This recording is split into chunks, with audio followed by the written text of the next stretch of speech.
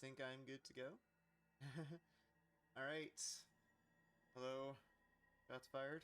It's been a bit, because I think the last time I ran for this event was, I think, in 2019? It was quite a while ago. But I'm back with a big smorgasbord of games, I'd say. um, because I'll be running 4 games today, which is, for any event, for any single runner, that's astronomical, so thank you, shots fired, for letting me do that. I'll be starting off with Fatal Frame 5, or Maiden of Blackwater. It's the 5th game in the Fatal Frame series, which has been on Shots Fired before, oddly enough. Uh, uh, One thing I want to explain real quickly before I get into this, I'll just load a chapter to demonstrate this. This is going to be a New Game Plus run.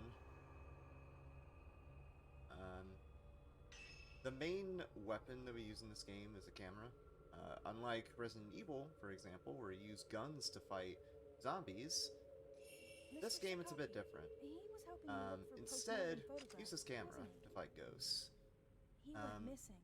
Now what I mean by this being New Game Plus I'm is just I have a glad to know he's completed still file alive. where I have all the components to the camera fully upgraded.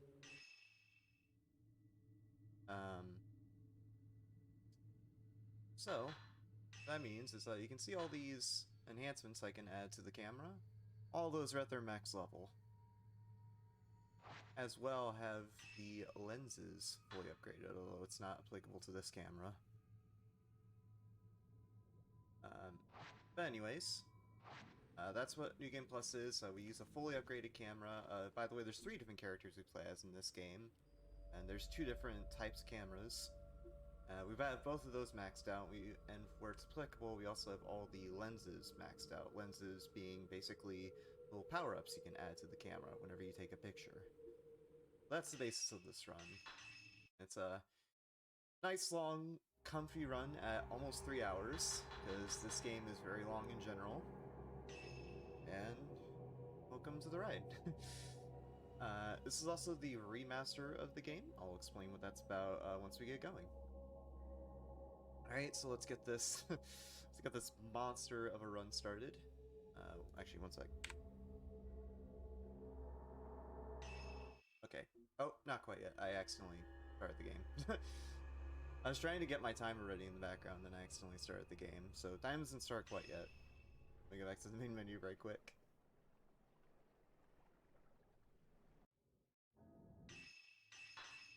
Alright, so we'll go back to the main menu, properly this time. Alright. The time starts when I click start episode here on the prologue. Yeah, exactly, Beer Dome. Let's get some ghost busting done. In 3, 2, 1, let's go. Okay, so we start off in Looking in Deep, the prologue. This game, like I was saying, there's multiple different characters you play as. To start off with, we'll be playing as this girl named Miu. And this cutscene we'll skip here. She's looking for her mother in this shrine, but things went awry. She's stuck amongst all these ghosts. So as she just said there, we're gonna try to get the heck out of here. A bit of a struggle. That's scripted, by the way. You can't actually struggle out of that with the controller. It's just a cutscene.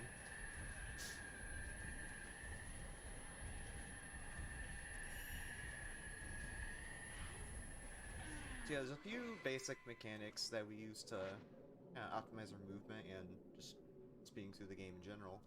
The first is the movement. Movement in this game, or in this series as a whole, has just had a really interesting evolution. Because at first it started out with tank control-esque movement, and in some cases the games still have that. But with this game, it kind of still has the tank control style movement of sorts. It's just a lot more refined, and it feels a lot smoother to play.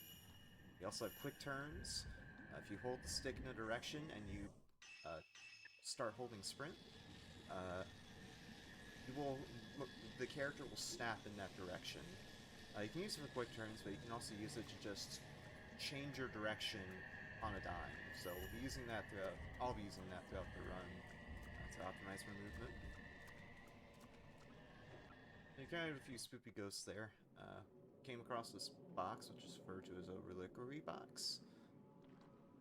We'll go there, thinking our mother is there.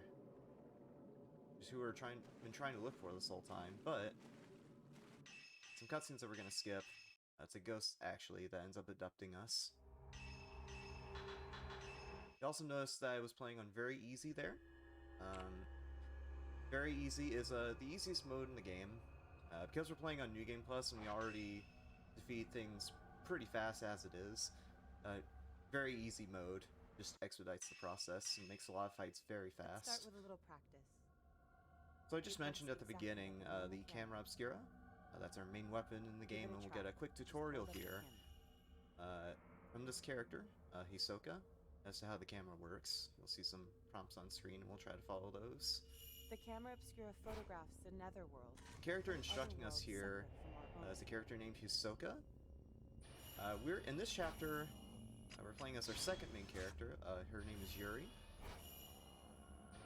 She's basically studying to be the equivalent of a psychic medium. And Hisoka is her tutor. So she's taking us to this abandoned inn, the Ichiru Manor, It will help lead you to train us, essentially. Now don't panic, but be sure to stay on your So I mentioned at the beginning, this is a remaster of the game. Originally, when this game came out, it came out in 2015 on the Wii U, 2014 in Japan. But recently, in late 2021, Tecmo Koei, the developers of this, they decided to make a remaster of the game for PC, which is what I'm playing on here, as well as all consoles. And by all consoles, I mean all of them. Old Xbox, like Xbox One, PS4, PS5, Series X, Switch, it's on all of them. These traces can lead you to the right path. As well, they actually did that very recently, a few days ago, with the fourth Fatal Frame game. So it's almost like a big resurgence in the Fatal Frame community, which is pretty nice to see.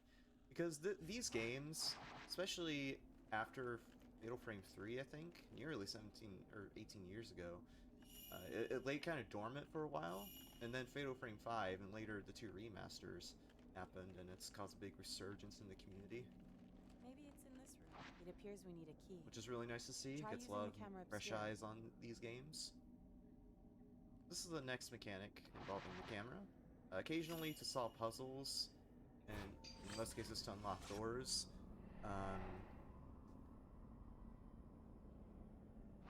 We have to take pictures of the doors, which points to a different area in the map that we have to go to. Then we take a picture there, or grab an item, and that then unlocks the door that we were trying to get to in the first place. So we just took a picture there, which showed that there's a key in the closet in this room. So go ahead and grab that key. Right over there.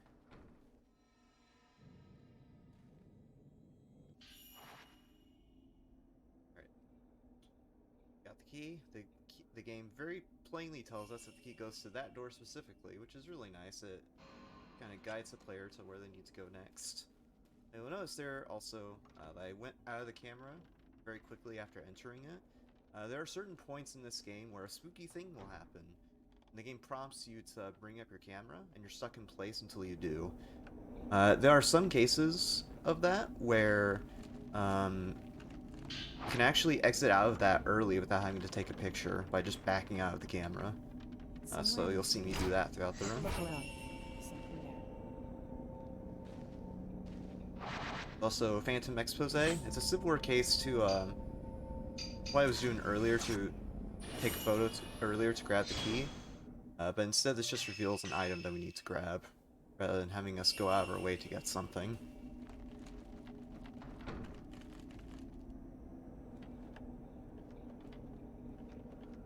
So we've gotten that book there. That's the book we've been looking for this whole time, and this little assignment that Soka gave us. So we're making our way back over to the entrance of the inn. Allows you to see the psychic imprint as a shadow. Along the way, we're going to come across a ghost. This is going to be our first real instance of combat in the game, and you'll see here just how powerful this camera is with fully upgraded stats and everything. So just did one shot there. That already did over half his health. And we're going to do one more shot at close range, and he's dead already.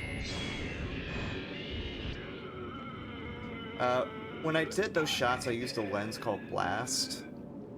This lets me do even more powerful shots than just with the base camera, without any lenses.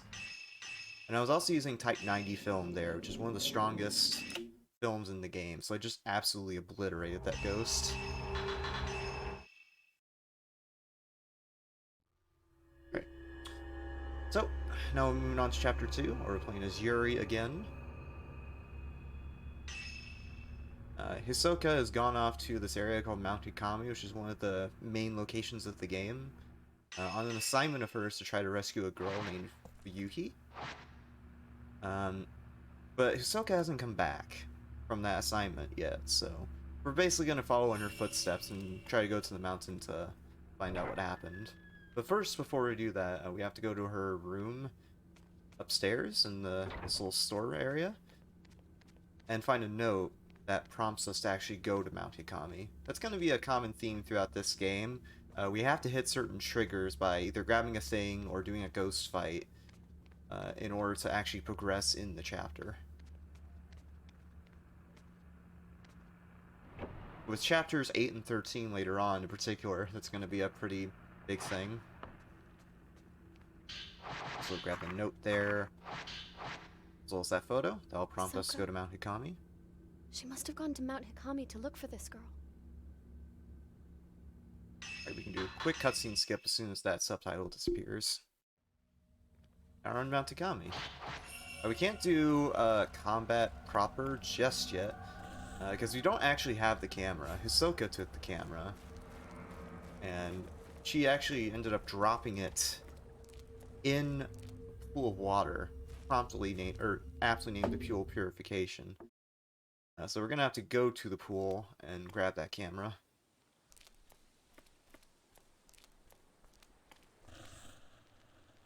Get a few flashbacks along the way. These kind of show us what happened to Fuyuhi as we go up the mountain. I grab this handy map here, but I'm gonna take my hand away because you notice a hand reached out to me there. Starting with Fatal Frame 4, they did this thing where if you try to grab an item, there is a random chance that a ghost hand will dart out at you and try to grab your arm. And if it grabs you, you have to do a quick QTE where you jiggle both control sticks to get out of their grasp. It's pretty rare to get more than one ghost hand. But in fact, my absolute highest I've ever gotten is I think 2 over the whole run. But in case that does happen, we need to make sure to quickly get out of the interaction and try to grab the item again. So we found Hisoka's camera. Go ahead and grab it there. Gonna go ahead and switch films, because whenever you start a chapter in this game, for some reason, I don't know why, the game defaults the film that you have equipped when you start the chapter to Type 14, but we don't want that equipped. We want Type 90 because Type 90 is very strong. Speaking of film, I have a function equipped on the camera called Optimal, or not Optimal, Infinite. It's exactly what the name implies. It lets me have infinite ammo for all of my film, not just Type 7, which is infinite already. And that basically makes it so I don't have to worry about film consumption over the course of the run. It's going to be important because Type 90, in addition to being very strong, it also loads really quickly compared to a lot of the other film types, even Type 0, that we could get later on, but we're not going to get here because it's slow. So Type 90 is just the best film to use overall, because it's strong and loads fast. So it's basically the most OP film in the game. So that flashback there led to this note at the tree, so we have to go and grab that. A camera event there, so we'll just get out of that by darting out of the camera. That's a good example there of that, of the optimization I was talking about with snapping your movement with the sprint button, because I had to do a tight turn there to the left, so I just turned the control stick left and then snapped the camera and the character back into a line um, by pressing sprint. It just helps me take the turn a lot tighter. Because when you sprint in this game, you have a very wide turn, which can lose you a bit of time. And right there again, I had to turn back to go down the stairs, so I held down, and then tap sprint. I'm off and running again. Now I have to explore the mountain a little bit. That note tells us that, basically tells Yuri that, hey, Yuhi's on this mountain, so you have to go find her, try to get her back. This area, Mount Tukami, is admittedly kind of confusing to navigate. If you've ever played this game casually, whether it's on the Wii U original or on the remaster, I wouldn't blame you if you got stuck here, because it is very confusing to navigate. But I've been speedrunning this game since launch, when it launched on Wii U in 2015, so I know a thing or two about this forest, and I know my way around here, so just make my way back to the shrine that I was at before. You also might have noticed that there is a wetness meter, or a meter of sorts, on the bottom right.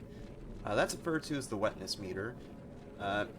It's not fully understood what that mechanic actually does, because this game is a very niche speedrun. But it's essentially the higher the wetness meter is, the more aggressive enemies are. It's not too relevant for New Game Plus because we have a bunch of items at our disposal and our camo is very powerful. But in case we do have any bad situations pop up with that, there is an item to get rid of it. It's called a Purifying Ember. That'll reset our wetness meter to 0. So in case we're having any troubles with ghosts, so we can just get that back to 0 right quick. I had to pick up this item, or at the very least touch it. That's a pendant. That tells us that Hisoka was here. But Fuyuhi wandered off on her own, so we have to go find her. I'm actually thankful that I didn't softlock there. You can get a softlock on that little cutscene where I grabbed the pendant. It's kind of bad. Alright, so now we're finding Fuyuhi. Rest in peace, Fuyuhi. Ghost wound up killing her earlier. Just go off right click with the camera. Again, we have a very powerful camera, and I'm using the most powerful and fast-loading film in the game. I just killed her very quick right there. The camera also has a lock-on feature, which was introduced with Fatal Frame 4. Really nice. Makes finding these ghosts a lot nicer. So you actually got to see what ghosts ended up killing Fuyuhi. This is known as a pillar. We'll just do just one quick shot with the blast lens, and she's already dead. There's going to be a lot of fights in this run. Again, because our camera is so powerful, a lot of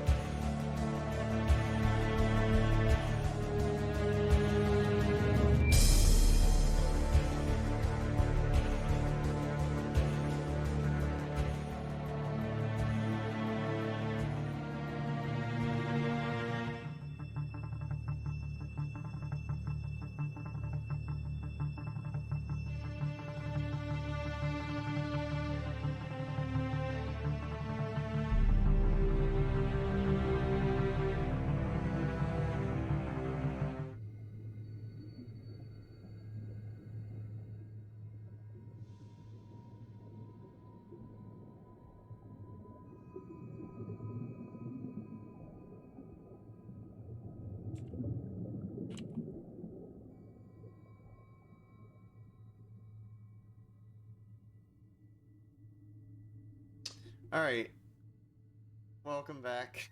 I'm very sorry for the technical difficulties. Something happened and I disconnected, but that's okay. We're back. So, continuing on from where we just were, we're in the third chapter now. You didn't miss much, by the way. I was just transitioning over to the title card. So we moved on to the third chapter. We're playing as this new character named Ren. I'll explain a bit more about him in a second. But we can go ahead and continue, assuming the timer's ready and everything. 3, 2, 1, continue. Okay. So like I was saying, we're playing as this third new character. His name is Ren Hojo. He's could be your chance. basically an author of sorts. He's looking into the case that involving the Ichiru Manor with his assistant here, Rui. We have to actually learn how the camera works though, so we'll just go ahead and grab that.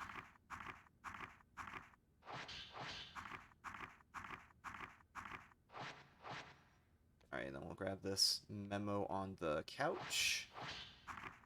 Report by Yuri of the camera and of the case she did with Hisoka. We'll also need to grab a document on the shelf in the back.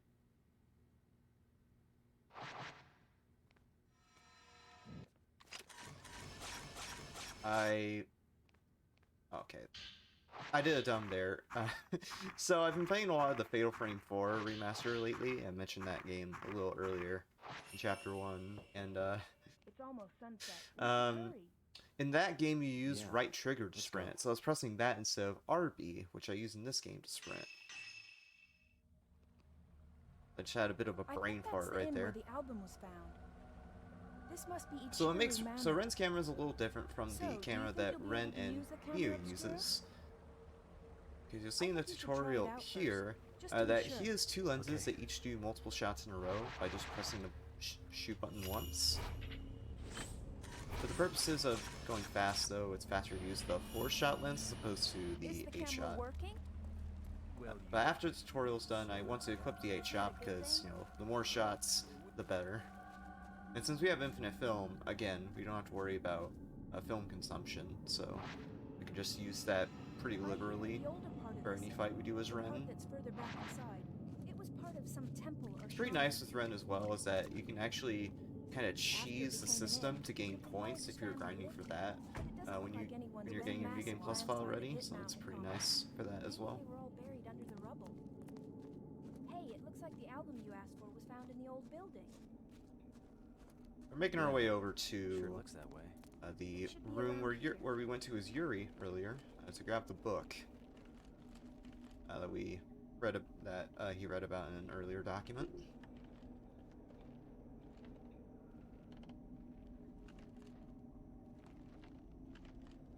This must be the room where Hisoka found that album. Yeah, it would seem so. So we'll go back here. There's a little spooky ghost right there hanging from the ceiling. And take a quick picture. Oh yeah, that's another thing that I forgot to mention actually about the Phantom Expose. So I mentioned earlier that this game originally came out on Wii U. What you would have to do for that when you play it on the Wii U version is you have to tilt the camera at a certain angle to actually get the Phantom Expose to trigger. And if you're playing on Wii U, you'd actually have to physically move the gamepad in real life to get the right angle. It's a really cool feature that the Wii U original version does. But obviously, since this remaster is not on consoles with a second screen, they had to compensate for that in some way. So instead of just tilting your controller, you tilt it by pressing a button. The owner of the inn moved to the 3rd floor. They say he burned himself to death. There'll be a lot of those Phantom Expose puzzles throughout the run, and it's one of my favorite things about this game. It's just a really cool use of the gamepad features at the time when the Wii original came out. Okay, so I'll take a picture there. We're trying to enter the store to get to the roof. But again, there's a key that we need to open it. And that picture shows us that the key is downstairs in this guess it's a vent. So we'll go down to that vent to grab the key.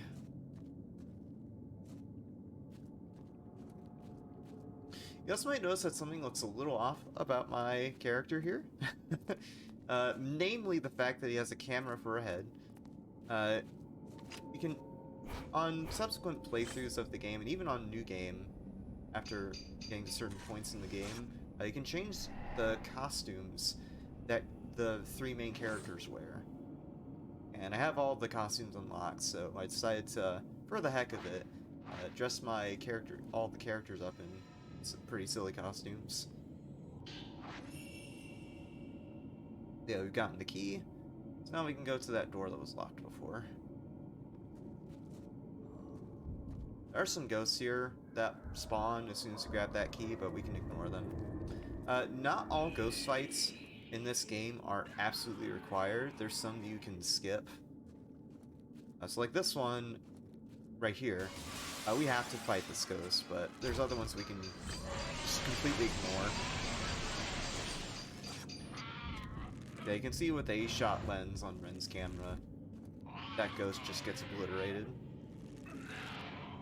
Yeah, there's some ghost fights we have to do to progress through the story, like that one, where we get the snow and then some dialogue afterwards. We have to do fights like that. But there's other ones that we don't have to do and can just avoid. Yes, I'm fine.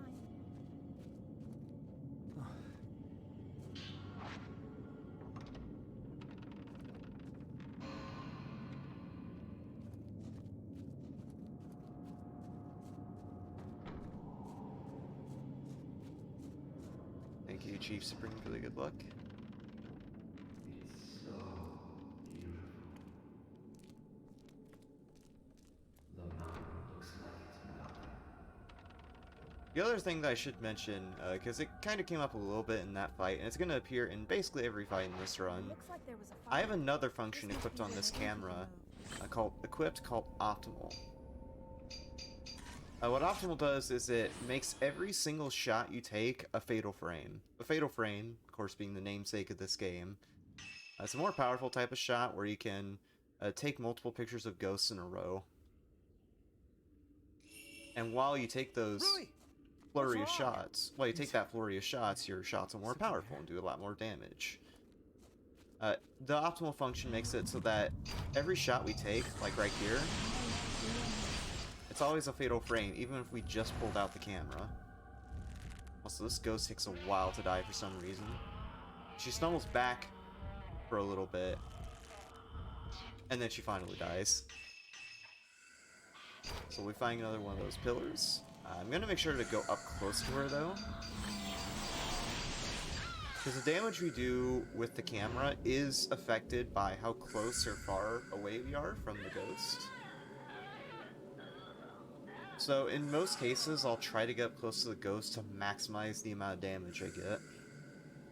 Which in some cases can definitely be a little risky, but it's worth it to edge out that little bit of extra damage.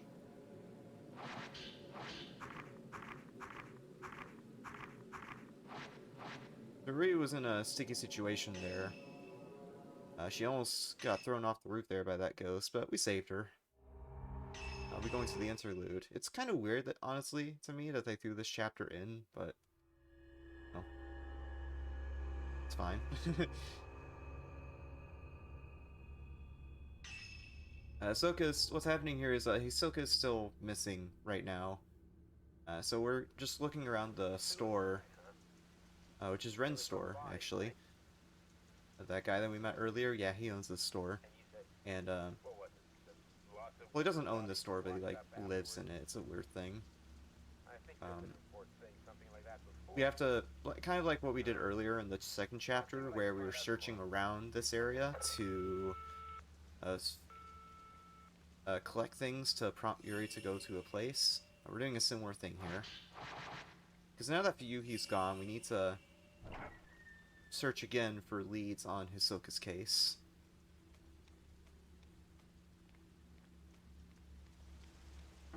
This area is a good example of using the sprint tap to change your movement on a dime, because there's a lot of tight turns in the storeroom, though we'll be navigating throughout the chapters that involve this area.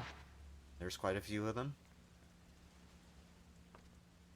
So try to open that drawer, but it's locked, so we have to take a picture. That'll show us that there's a thing we have to grab, a key, actually, to open this drawer in the storeroom downstairs. So that's where we're going.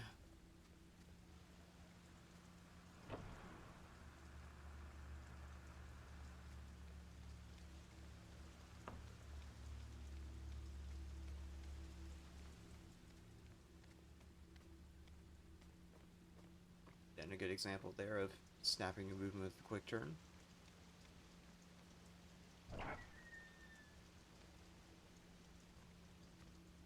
Go in the storeroom, grab the key. Here we go, we got a small key. That'll let us open the drawer in Hisoka's room upstairs. Oh yeah, another thing that I haven't mentioned quite yet about, because I mentioned earlier about, like, small things you do to optimize the run. One big one is, well, it's kind of minor, but it helps. So both the A button, or X button for me, and the right trigger act as confirmation buttons. And whenever text boxes come up, you can just mash those two buttons to scroll through text quickly. We're doing that a lot.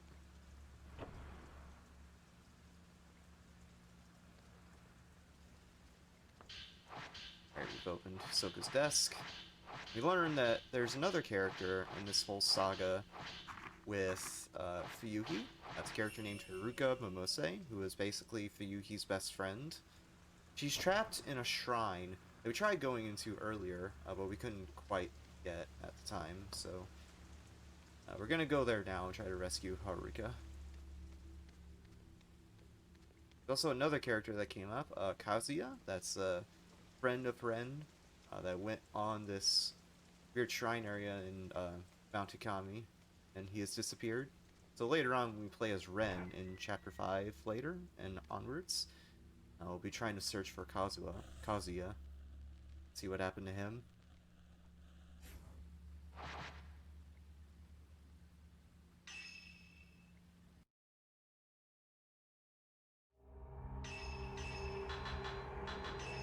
Right, now we'll be going on to Chapter 4. I went through that. You might have also noticed there when I started this chapter, there's a shop menu. So when you start a chapter, you can buy items to add to your inventory, whether that's film or a healing item like the herbal medicine and sacred waters and things like that. Since we're playing on the easiest difficulty and we have a really powerful camera, we really don't have to worry about buying items in the store. Because with very easy mode, and it changes depending on the difficulty you play on, but for very easy mode, you get plenty of items to last not only through the chapter, but through the whole game, honestly, just from the stock you get for one chapter. So you really don't have to worry about buying items. In the first few chapters, though, I went ahead and bought Type 90, because when you start a chapter, for the first few chapters, the default stock in the shop does not give you Type 90. And again, we want Type 90 to be able to fight ghosts quickly, so...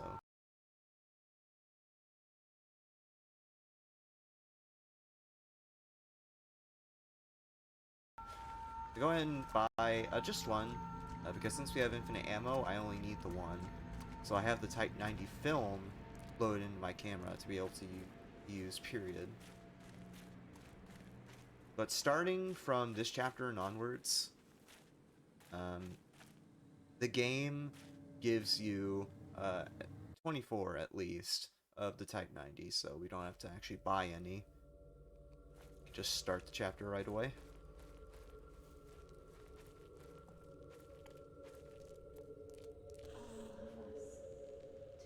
We get a few flashbacks here showing what happened to Haruka, similarly to earlier with Fuyuhi. And I mentioned earlier about being able to back out of certain scenes where the game prompts you to take a photo. Again, not all of them allow you to do that. There's some where you're stuck in that scene. There's like a little flashback that happens and the game prompts you to take a photo. No matter what, until the scene ends. There are some points where I will have to stop for a second, and that's not just me, like, AFKing or something. That's literally the game stopping my movement. But right there, I can back out of that by backing out of the camera.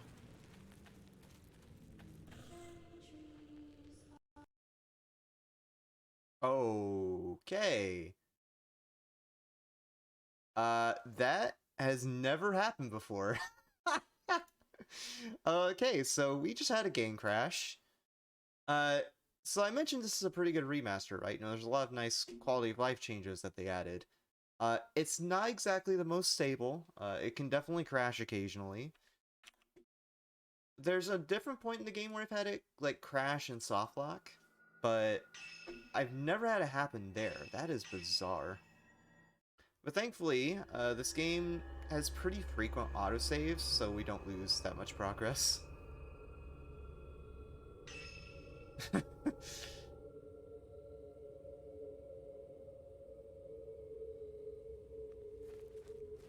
Fortunately, it puts us a little bit back here, but that's okay. Just a little bit of time lost to more movement. Yeah, I've never had that crash before. That is crazy.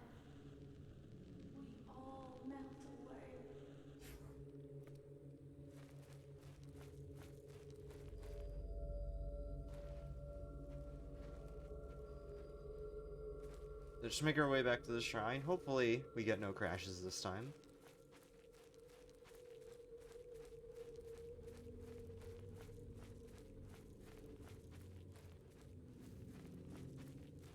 Yeah, most of the time when I crash, it's in chapter 2, not in this chapter. It's kind of weird that I got there.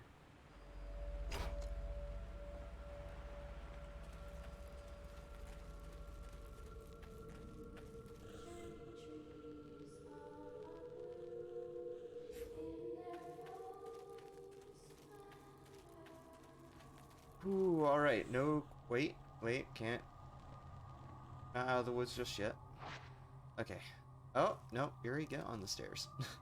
But yeah, we're good. We didn't crash this time, that's good.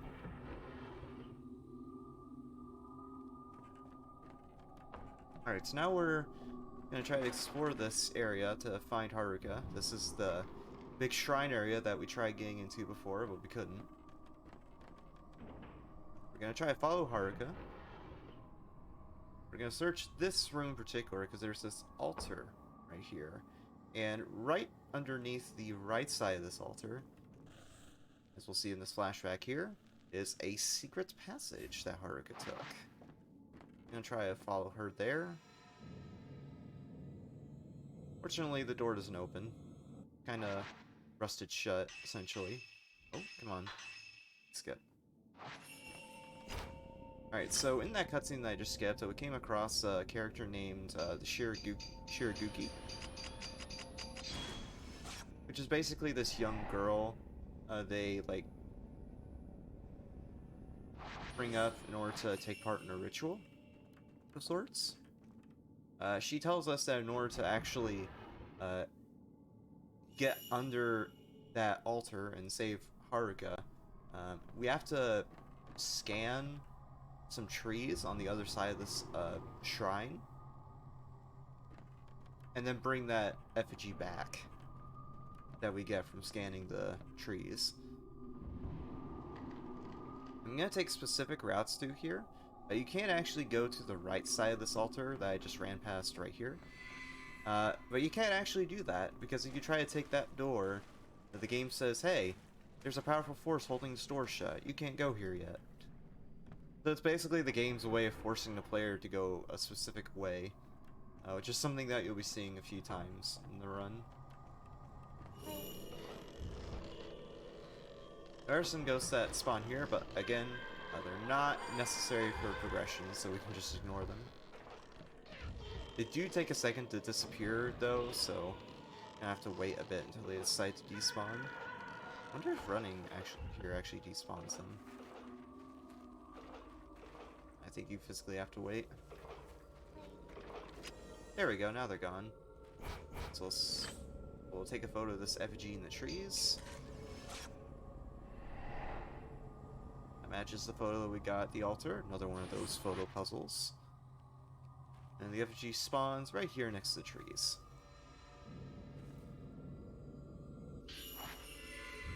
a few kid ghosts spawn here. I'm gonna do a pretty quick kill to get rid of them. So I have the blast lens and Type 90 equipped. So I get all of them in frame at close range there. Take a shot. And you can see it did 3,000 damage there, and they're immediately dead. That's the power of New Game Plus right there. You can very, very, very quickly dispatch ghosts right there. So we have our effigy. So we're gonna try to go back to the altar to get to Haruka. But again, the way is blocked. We can't go because we can't go back the way we came. If we try doing that, the game would again say, "This door is held shut by a powerful force." So we have to take an alternate route here to get back to the altar, which involves going this path to go underneath the building. This is the first bit of the game where we really have to deal with enemy dodges, because we could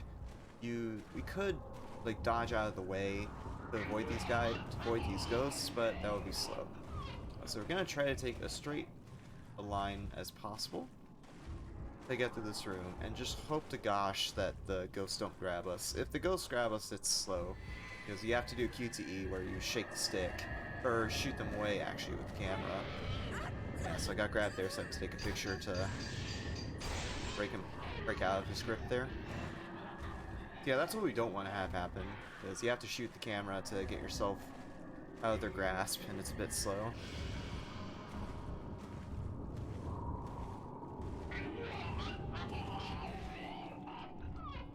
Thankfully, a lot of the ghosts are pretty slow. You don't have to really worry about it too much, but there's a few ghosts that can move really fast and even charge at you, so hopefully they are not a problem later. Here, we can play together. Stay until you feel like dying. So we'll do a quick fight with the Shirigiku. By quick, I mean really quick. We'll do 2 shots with the blast lens, then she's already dead. Didn't stand a chance.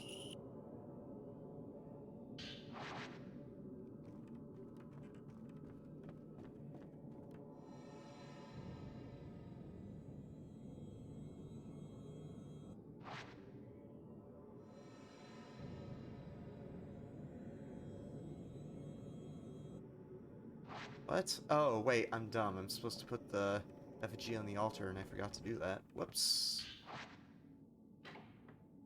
Don't mind me, I'm just having a brain fart. I think it's just the crash combined with OBS not behaving that just has me all rattled right now, to be honest with you. That's alright, we have a good run ahead.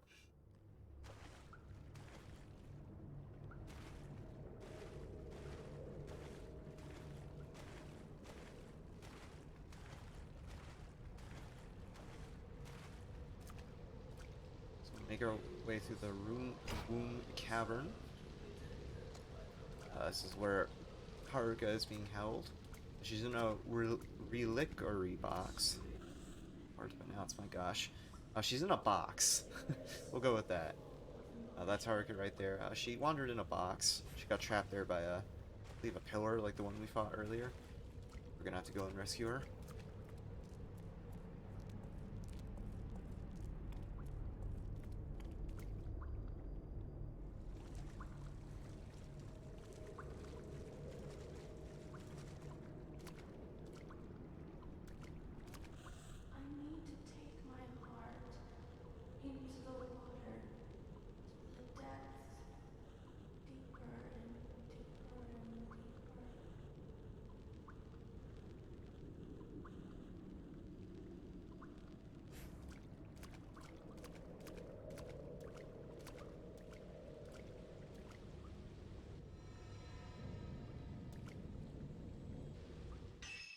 So we'll get Haruka out of the box.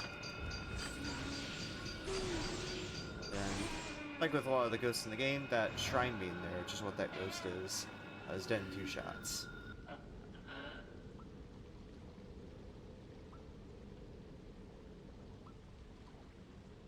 We'll get some dialogue here between Haruka and Yuri. I'm Yuri. Quick shout out to the voiceover work in this game. They did a pretty good job with it for the English dub. I was sent here to come and look for you.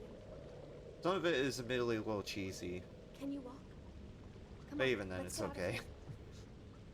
All right. I mean, it's a survival horror game, so I expect it to be cheesy to some degree.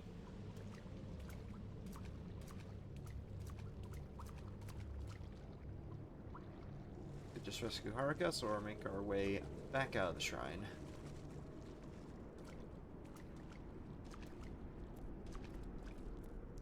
The person who asked you to come find me, was it Fuyuhi? Oh, that's the wrong way. Yes, it was. Accidentally went the wrong way. Had a bit of a brain fart there. To see her. I need to apologize.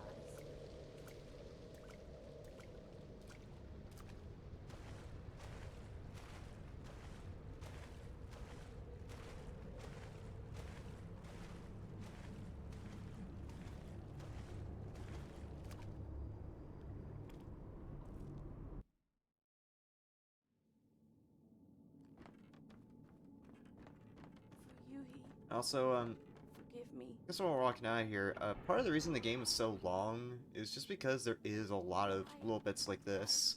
Oh, you're backtracking to go back where you just went. Oh, and there's a lot of lengthy exploration sections in general. For a point of perspective, the longest single chapter we do in this run is 20 plus minutes. It's kind of ridiculous how long these chapters get.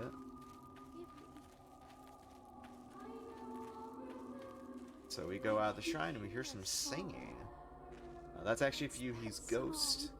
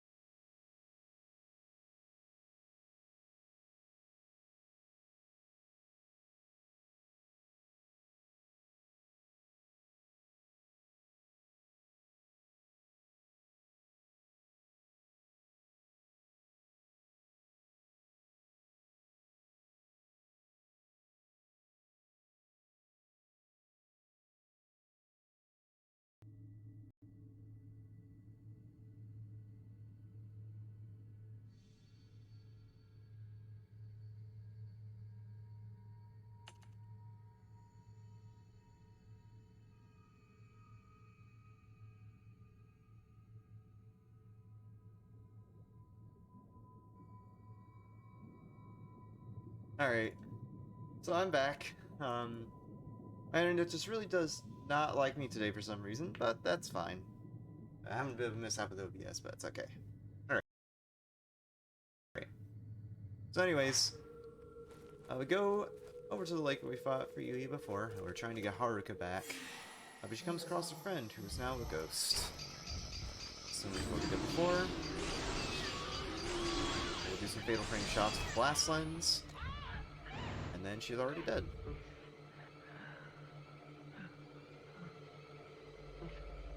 Oh yeah, by the way, continue the timer if you haven't already. I forgot to call that out. Let's get out of here. Right. Fuyuhi. So yeah, we've successfully saved Haruka. So we'll bring her back to the shop. Let her rest there in the storeroom.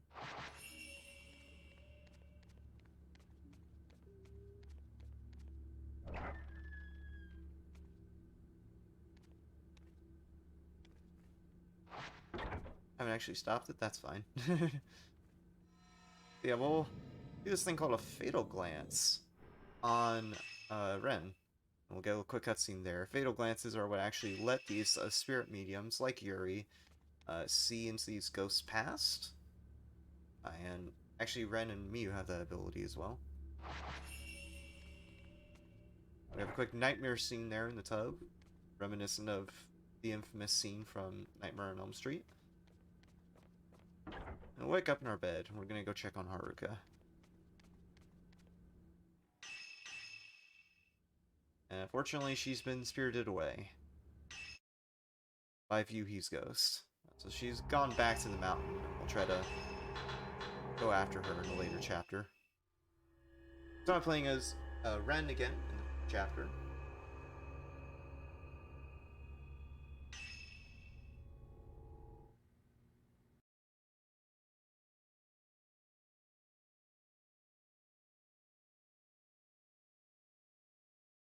We learned of this guy named Kaiji, who went into this, as the name of the chapter implies, this like, cursed house. So, I'm gonna try to go to that house to find him.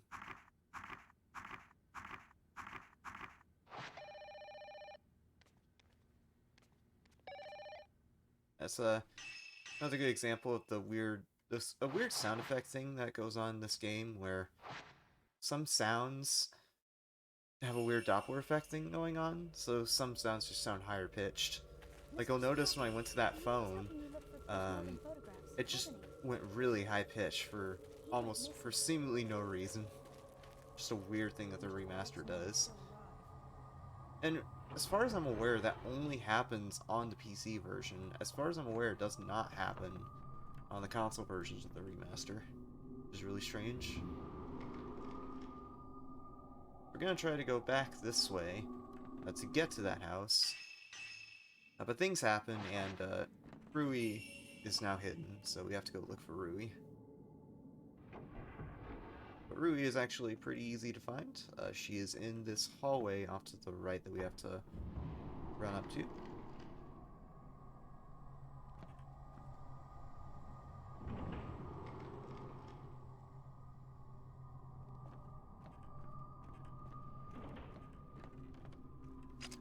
Gotta make sure to switch films, just in case.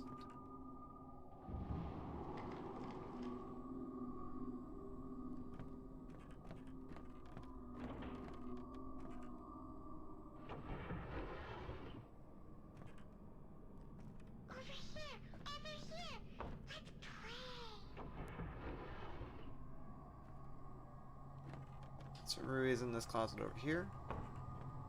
We'll enter that and take a picture. That will reveal Rui's location.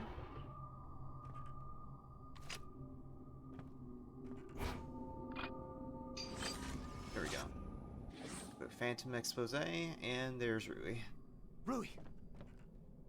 You really came for me. You alright? Yes.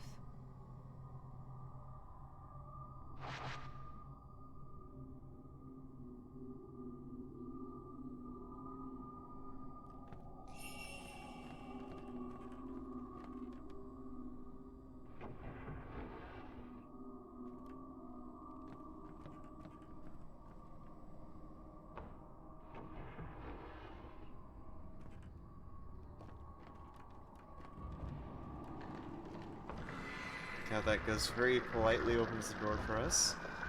Saves us having to do a door animation there. Which, by the way, this game does have dramatic door opening animations. Just like in your favorite Resident Evil. We'll see plenty of those.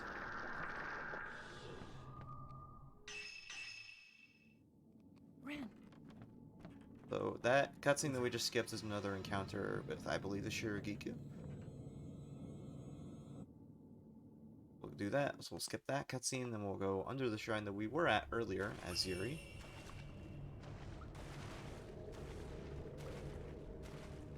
Thanks. Bold of you to assume it ever stopped, yeah. Is the timer running? It's always running.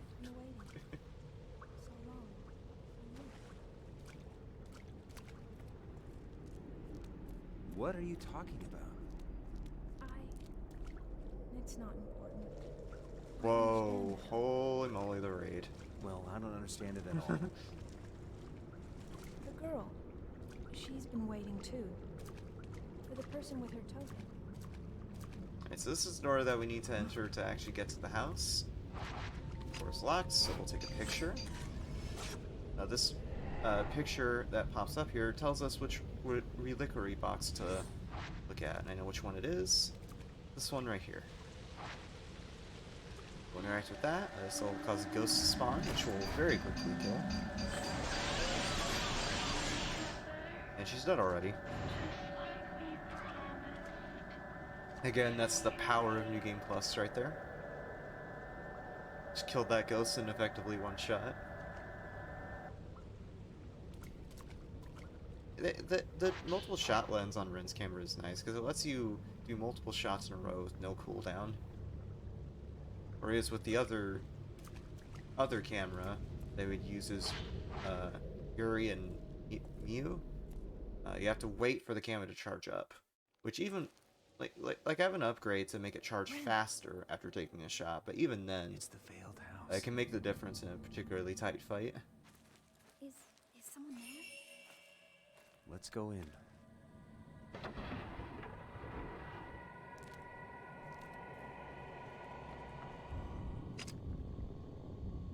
There's a ghost here. It's going to spawn out the floor. Take care of him real quick. Now we need to take care of that ghost so we can interact with this phone right here. We'll get a call from Kazuya, who I mentioned earlier is one of Ren's friends that disappeared here on the mountain. You're too late. I am already.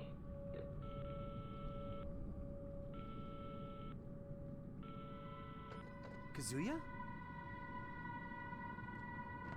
Really? Is that him? This is just like that picture you were looking at. Kazuya.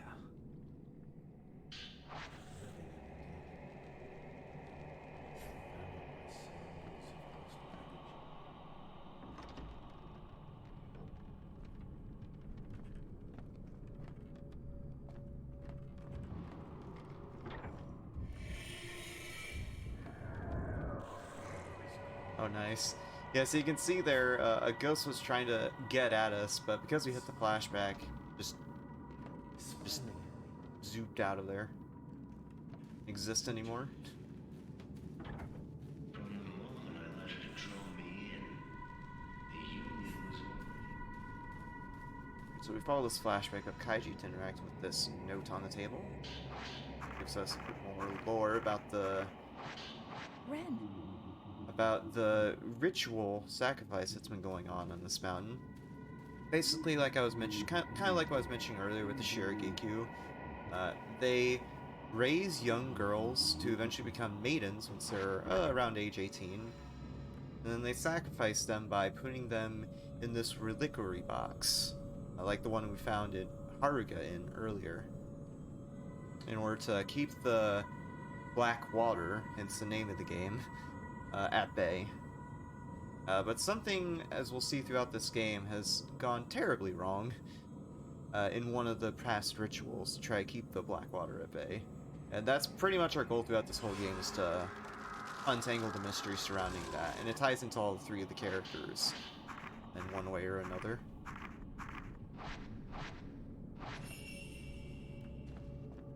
Because this Ren character we're playing as bears a striking resemblance to another famous Fatal Frame character.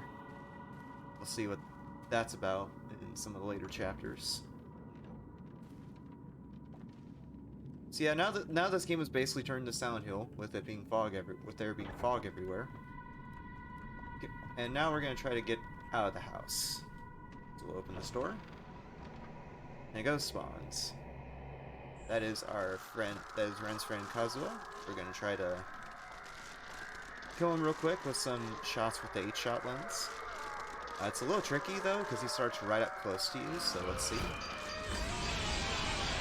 Nice, got him right away.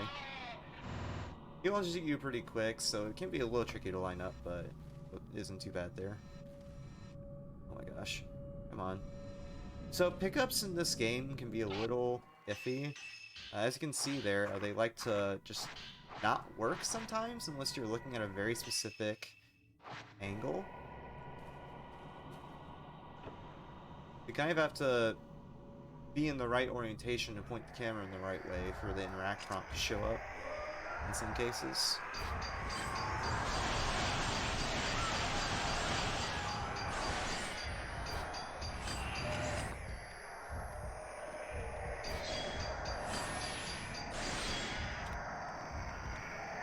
So we'll finish off that move to Priest. I didn't quite get him with the 8-shot lens. He had like 1 shot left, but that was still pretty decent. That's kind of the key, or one of the main things for optimizing this run, is at the top level, is making sure that you get enough damage off with the fatal frame shots with the optimal function. Like any health that you still have to take off after that is a little bit of waste of time. Was that the book worst? I guess so. Just what is going on in this mountain? Oops, I thought there was a cutscene I had to skip there. Right. Alright, so we've gotten out of there with Rui. Alright, so now we're playing as Yuri again in the 6th chapter. Immortal Flower. In that case file we found earlier in Ahsoka's room, one character that came up was this girl named Miu. You might remember Miu because we played as her in the prologue. So we're basically tying up loose ends with the prologue and finding where Miu is. Thankfully, the game tells us where to go here with flashbacks of Miu. Very nice for first-time players. The place she got lost in is this place called the Shrine of the Ephemeral. You have to take a big route to get there, involving the Stram, which we'll be seeing a few times throughout the game. And there are a few ghosts that spawn here, but we don't have to fight them. We can go in the tram here unimpeded, regardless of whether we fight them or not.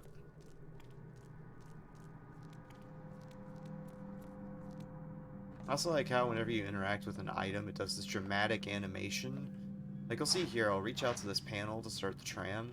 It's just this really odd animation where she just like reaches out to grab the thing. That's definitely how I would that's how I start my car up whenever I drive every day. I just reach out to the dashboard like that.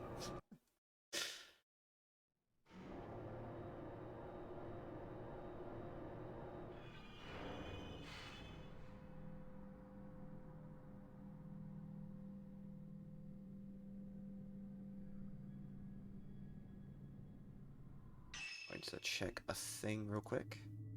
Okay. Just checking Discord real quick. We'll get right back into it.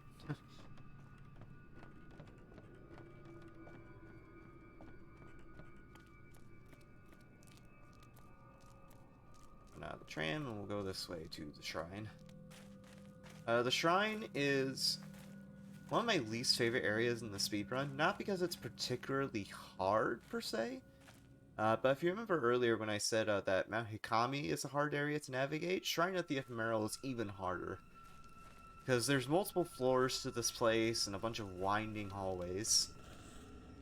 And what complicates that for doing this bit optimally on the remaster is because on the Wii U original, you could have on the Wii U gamepad screen a mini-map of the area.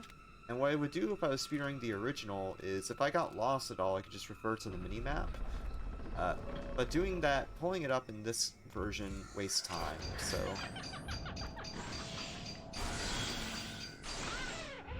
so I basically have to memorize the map layout and go an optimal path through the shrine to get to where I need to go.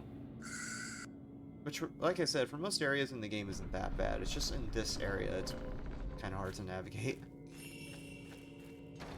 Like like I've ran this game since launch, when the Wii U version launched back in 2015 in the West, and even after all that time spent on this game,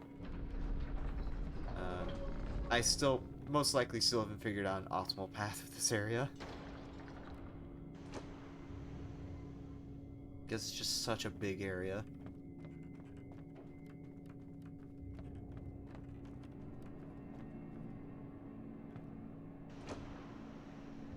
Yeah, our goal right now is to find Mew.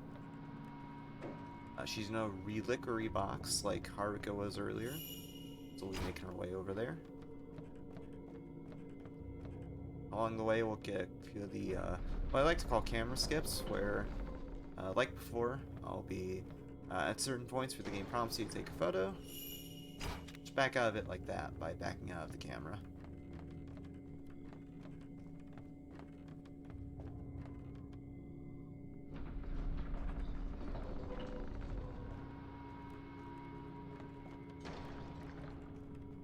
The reliquery box is downstairs, so we'll go down there.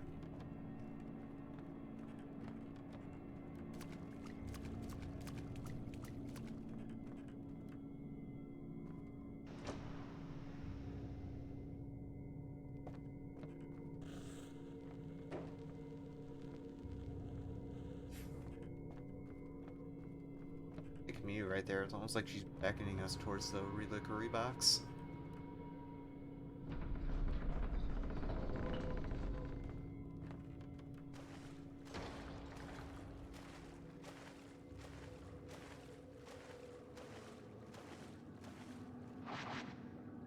So the reliquery box is slammed shut, but yeah, it's another one of those photo puzzles.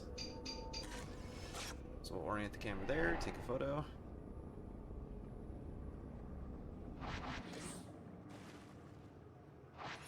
That light shows, or that photo shows light coming down from the ceiling, so there's a hatchway of sorts we have to open upstairs.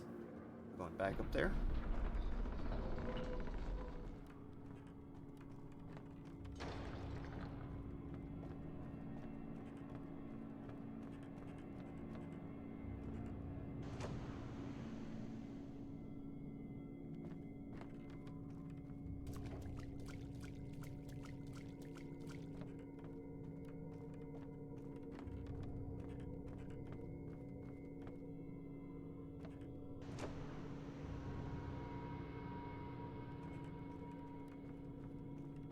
So the hatchway is just across this door.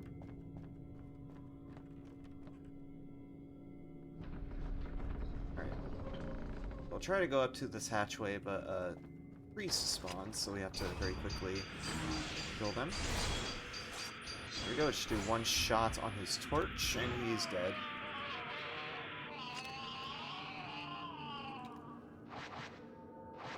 So we have another photo puzzle with this altar. We'll take a quick photo of that. And now, in order to actually use this hatchway to open the reliquery box and free Mew, we have to photograph 3 locations. And I have routes for all those locations that seems pretty optimal. So I'll be taking that path.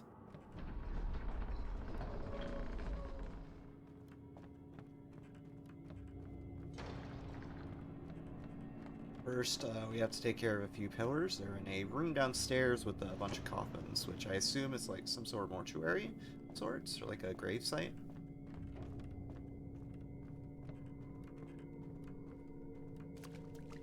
Go down here, and then this room off to the left.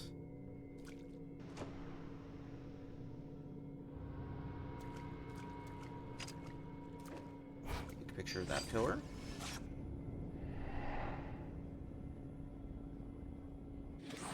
This will cause a pillar to spawn, so we'll quickly take care of her. Then 2 shots. And another pillar will spawn, so we'll take care of her. She pops up. Or pops up. There we go, she's dead. So, whenever you kill a ghost, another thing with optimizing this run, when you kill a ghost like I just did with those 2 pillars, You can't open a ghost straight away because, as the game says here, it's being held shut by a powerful force. You have to wait for them to be dead completely. And yeah, another difference between this and the Wii U original. Originally, how I would tell, or how you can tell that on the Wii U version, is you could look at the mini-map, and then once the ghost is dead, it will change from red to blue. But that isn't really feasible on this version because of how the UI works, with the mini-map only being accessible from a button press. Nice, destroyed. So instead I have to go by audio cues of the ghost dying.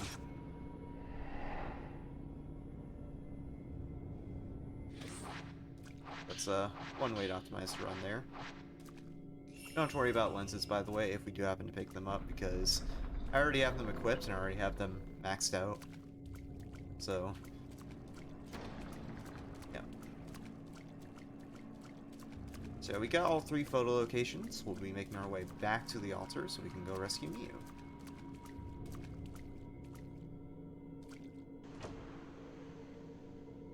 Also, real quickly, for those watching on Twitch, I want to shout out Distro just rated us, so we'll be running a Splinter Cell Double Agent later in the event.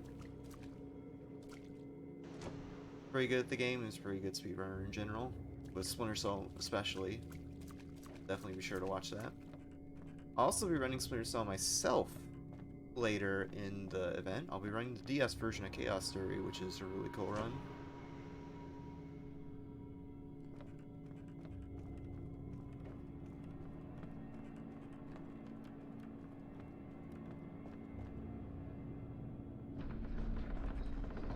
The stream on this mountain works in mysterious ways. So we'll interact with this, we'll place the mirror. That opens the hatchway so we can actually go save Miu now.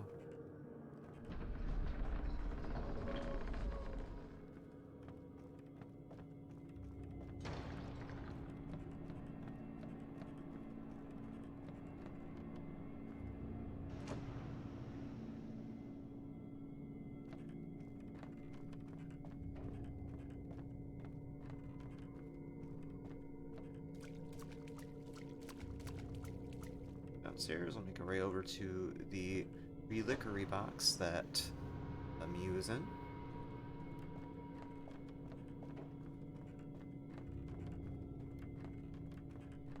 Yeah, actually with Chaos Theory DS, it's based off the N-Gage version. Which it's weird that that game has an N-Gage port in the first place, but yeah. you'll see that craziness when that run happens later in the week. Alright, so we try to go to the reliquery box to save Miu, but this ghost spawns, so we'll just kill her right quick.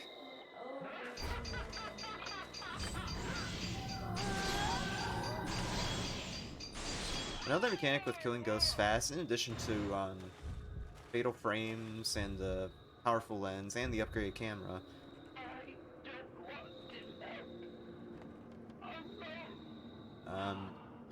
there's also different types of shots you can go for by just placing the camera in certain orientations and such. There's a type of shot called a shutter chance. When you shoot a ghost in this, particles come off of the ghost, and you can go shoot those, or you can shoot those for extra points. And if you have 5 or more, and if you have, I think, 3 to 5 or more of those in a shot, in the literal frame of the camera, you get extra points and your shot does a lot more. It's not super important for a lot of the fights in this run, because the optimal function by itself is already very powerful, but it helps in some situations.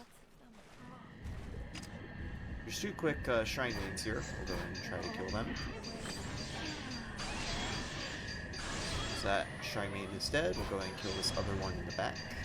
Oh, come on. Don't be all squirrely with that. So while the fights are pretty consistent, because we kill a lot of ghosts very quickly in this, the ghosts do have random AI. They have very kind of random attack patterns. Oh, what? They do have random attack patterns, so while fights are really easy, we just have to be cognizant of what they're doing. So in cases like that, where the ghosts decide to lunge at me, I can just immediately dodge out of the way. So for some reason, those ghosts just like to infinitely respawn for some reason. That's a weird thing that can happen in this room. Those ghosts can just decide to respawn as much as they want. They can waste you a bit of time. But that's okay. We dealt with them pretty nicely.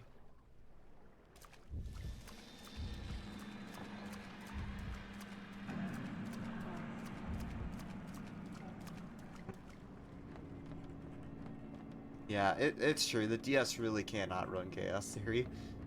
I don't know if it's just a DS or just the Engage port in general, but the DS version has so many frame drops, it's ridiculous. It makes platforming in that game way harder than it looks, for sure.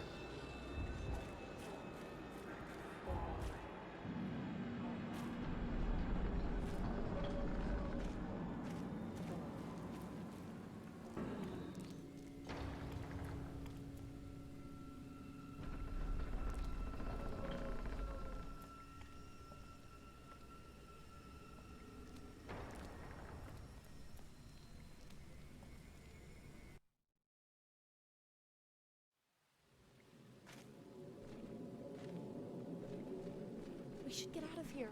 This mountain isn't safe. So we'll try to go on the tram, but power's out, so we have to go to this room off to the side to turn the power back on so we can actually operate the tram. There's a couple ghosts here that are gonna spawn once I try to touch this button. But if I do it right, I can kill them in one shot. Or not in one shot, but I can kill them within a few hits. Okay. The trick is to get them both in the frame there, and then shoot a few times with the blast lens. And they'll die really quick.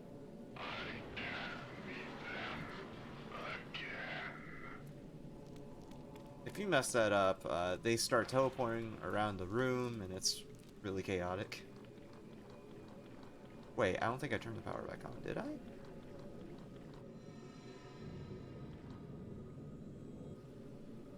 Oh.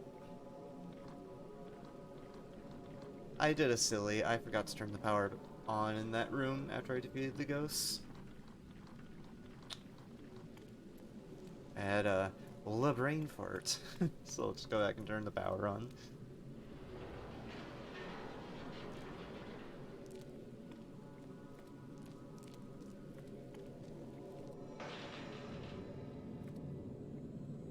Alright, there we go. Now the power's on. For real this time.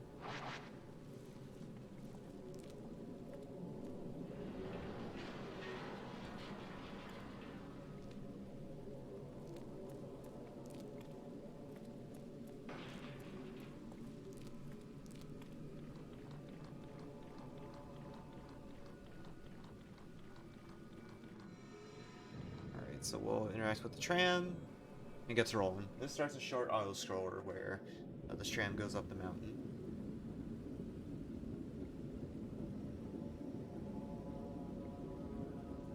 I went there to save my mother, but I couldn't do anything.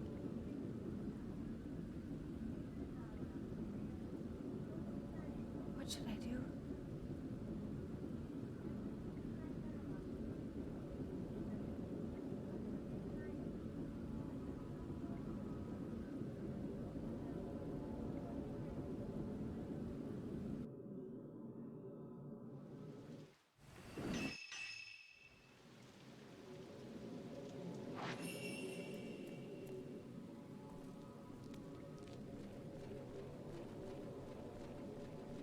So our tram broke down, so we have to take an alternate route to get back down the rest of the mountain. We're going over to a new location, Ikami Tunnel.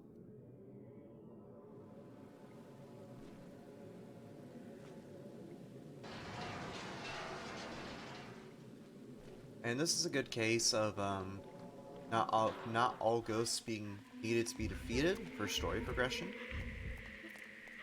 Because you'll see as we run through this tunnel that there's a ton of ghosts that spawn, and we're just gonna ignore them all. Except for 2 at the end that we absolutely have to kill in order to proceed. It's kind of a big thing with optimizing this run. A, making sure the fights go well.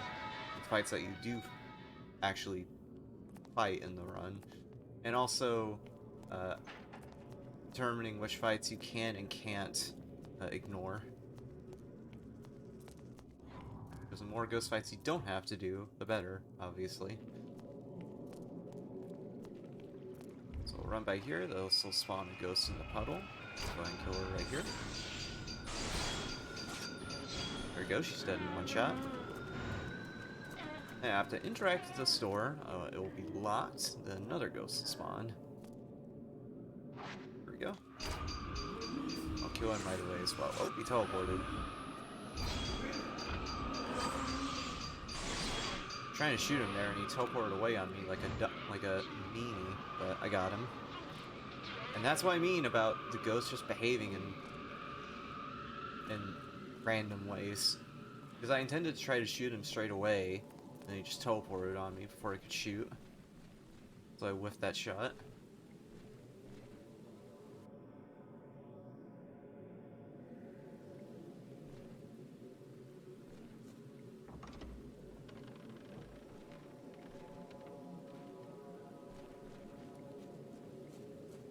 So we're back at the end. We'll just go out here towards the roof of the inn.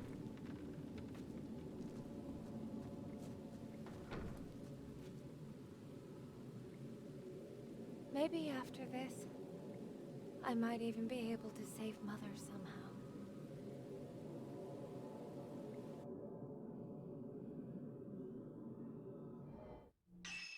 Alright, cool. At this front, by the way, touch Miu.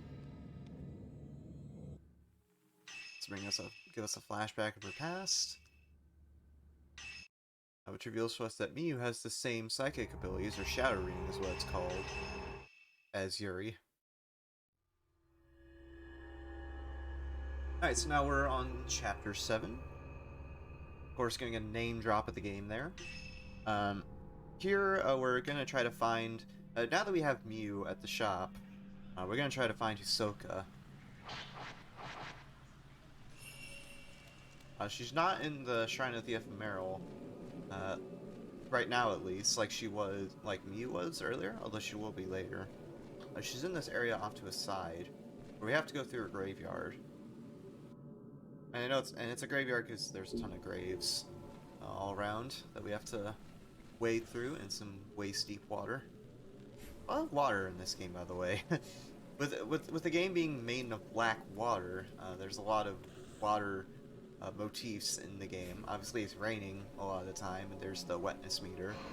But it also plays very heavily into the lore with the rituals and the inhabitants of this mountain.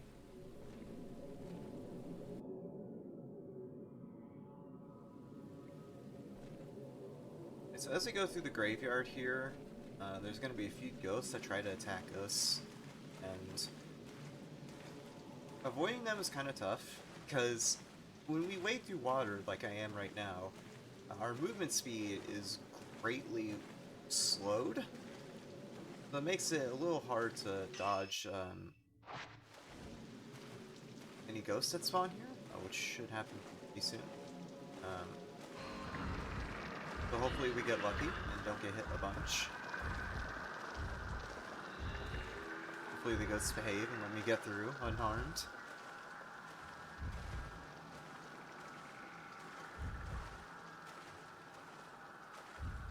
Oh wait, I went the wrong way. Whoopsie.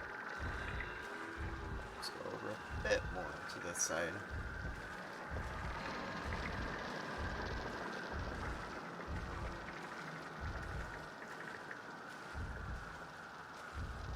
So these... Oh. Yeah, that took damage there. Got jumped by one of these ghosts. I fell to the floor. So there's kind of 2 attacks these, I guess I'll call them box ghosts, have. They can charge you like that one just did, or they can like very slowly walk back and charge up their attack before they lunge at you. And the attack where they walk back for a bit is the most ideal one. That gives us some wiggle room to try to run past them.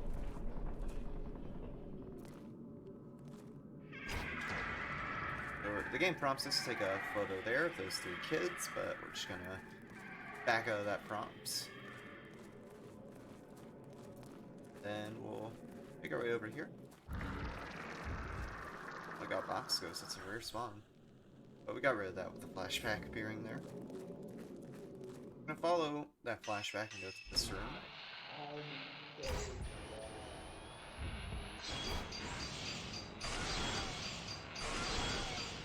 If I do it fast enough, I'll be able to kill this ghost before I get out of this box. I don't think I quite got it, so... Oh! Maybe? There we go.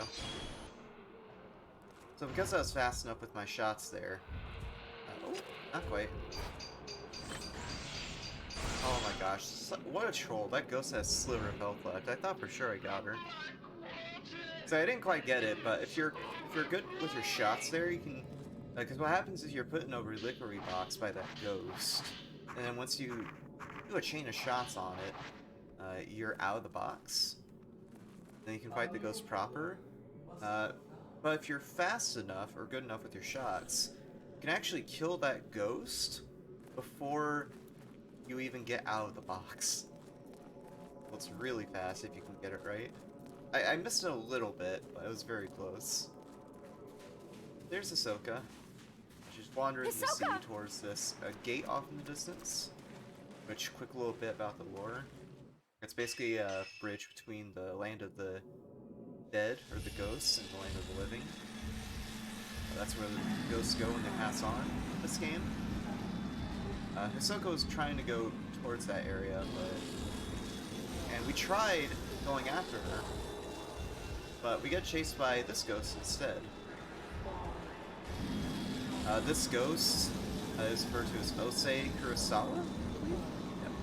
Yep. She is the main villain of the game. We've seen her a few times throughout the run. I did get caught there by her, which is an instant kill, but that's fine. Because one of the items I have in my loadout, since I'm playing on very easy, is a mirror stone.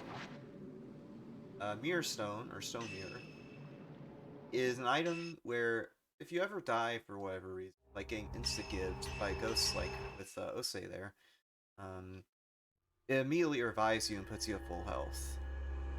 So we can be pretty reckless with how we deal with Osei whenever she pops up in the story. Now we're on chapter 8. If you ever played Five Nights at Freddy's, that's pretty much what this chapter is like. Because the majority of the gameplay in this chapter is going to be this. I'll look at surveillance cameras scattered throughout the shop, and when anything suspicious happens, like a ghost appears in one of the rooms, I will go out of the cameras and go over to the room where the ghost appeared, and usually that involves doing the fight. This is the first chapter in the game where we have to deal with this camera mechanic. There's a couple of these in the game. It's teaching us how the camera mechanic works.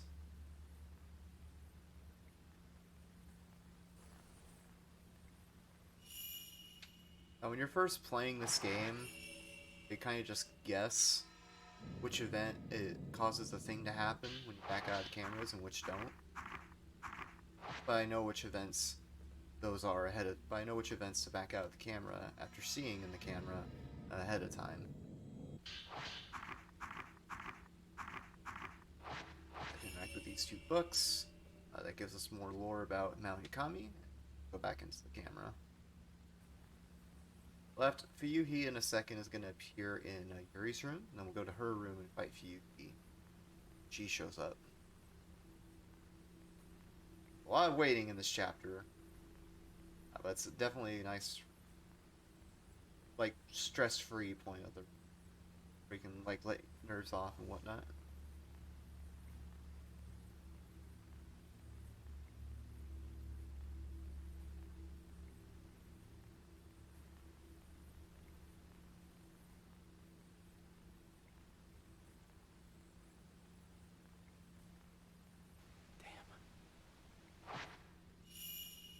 So Yui appeared in Yuri's room, so we'll go there and fight for Yui.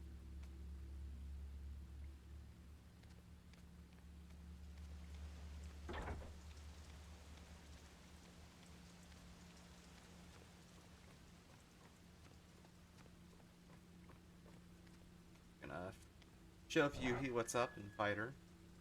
Because we're playing as Ren, we have access to the multi-shot lens. We can pretty quickly dispatch of Yuhi.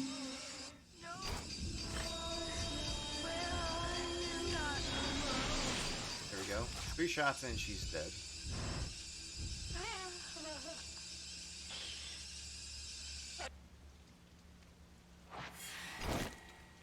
A quick event there after we check on Yuri, where someone falls from the roof. The game prompts us to take a photo there, but we'll back out of that. The objective says, so we'll continue watching the cameras. Like I said, this is chapter 13 later. Is a lot like Five Nights at Freddy's, because we're just sitting here watching cameras. For the most part.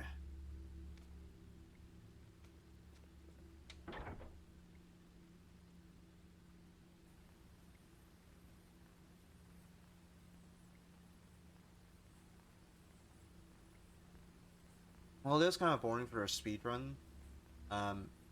This chapter and chapter 13 later are honestly my favorite chapters in the entire game, because it's a very different type of gameplay from what the rest of the game is like. So it's a different kind of horror than just facing a ghost head on, like you do for most of the game.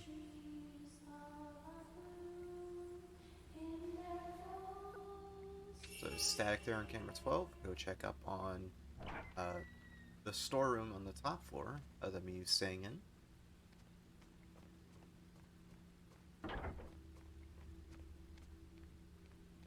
The door is open there when that little event with the ghost appears.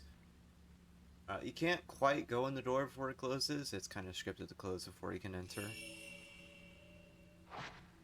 Everything seems normal as a ghost hand appears from behind the bed.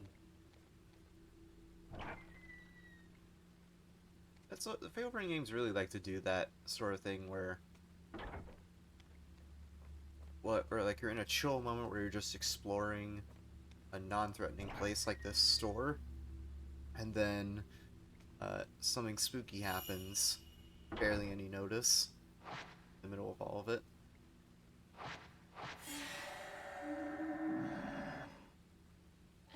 So the ghost appears there. We'll try to kill her quickly. Gosh. Yeah, this ghost is a little obnoxious and likes to teleport all over the place.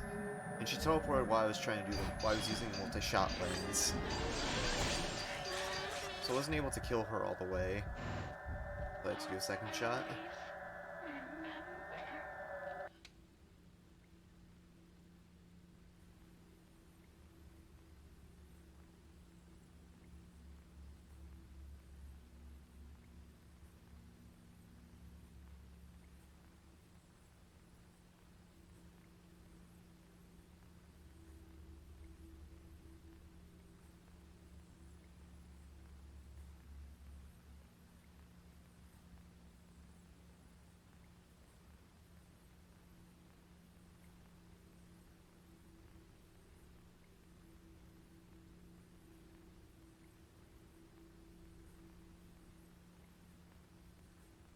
So now waiting for 2 ghosts to appear on camera 10.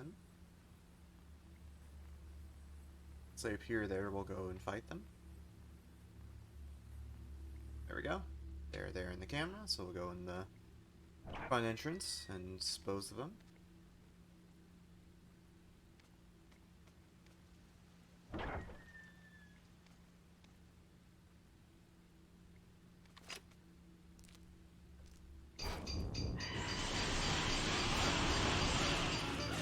So we got both of them in frame, use the 8-shot lens, and they're dead.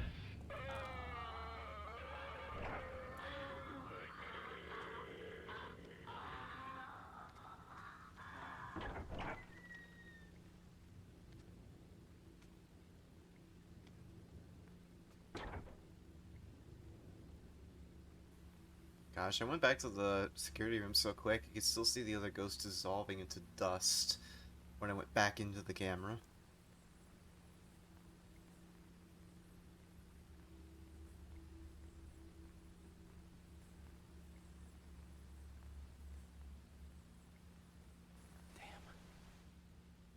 Yuri's in trouble there. We'll go and check on her. Yuri's gone. Where could she have gone?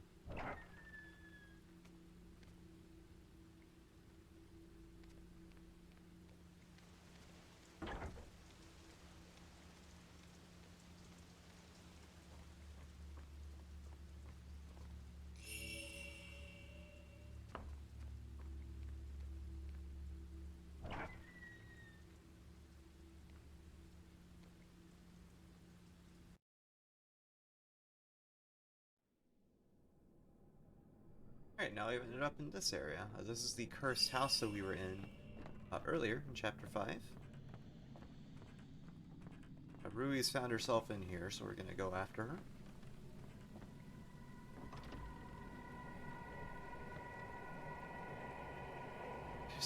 Somebody it's so ridiculous, this model with the camera head. The game, while it is a survival horror game, the game lets you put on really silly costumes on the characters. It's hilarious. Like in the Fatal Frame 4 remaster, there's an option to have the character have a flashlight for a head.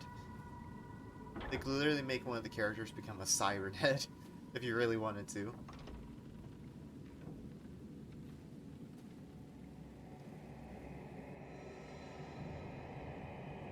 So I'll try to reach out to Rui. But whoa, it was actually a dream the whole time. So now not only is Hisoka missing in action, Rui's also missing, so we're gonna have to go find her later. I'm not playing as Miyu again.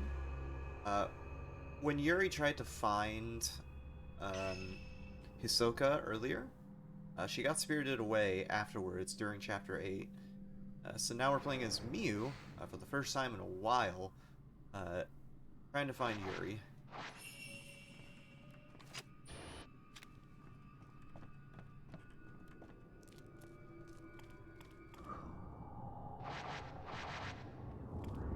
So the game teaches us about slow motion shots, but we don't have to worry about that because you don't have to fight those two ghosts there.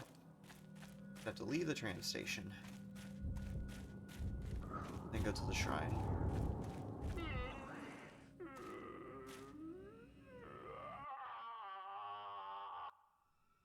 Weird, that ghost voice line there went into the load screen. That was odd.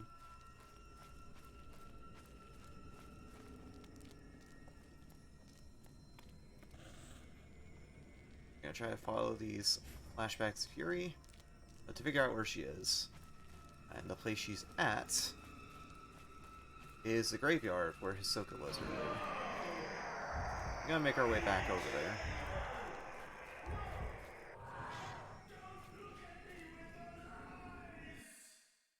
Eyes emoji in chat.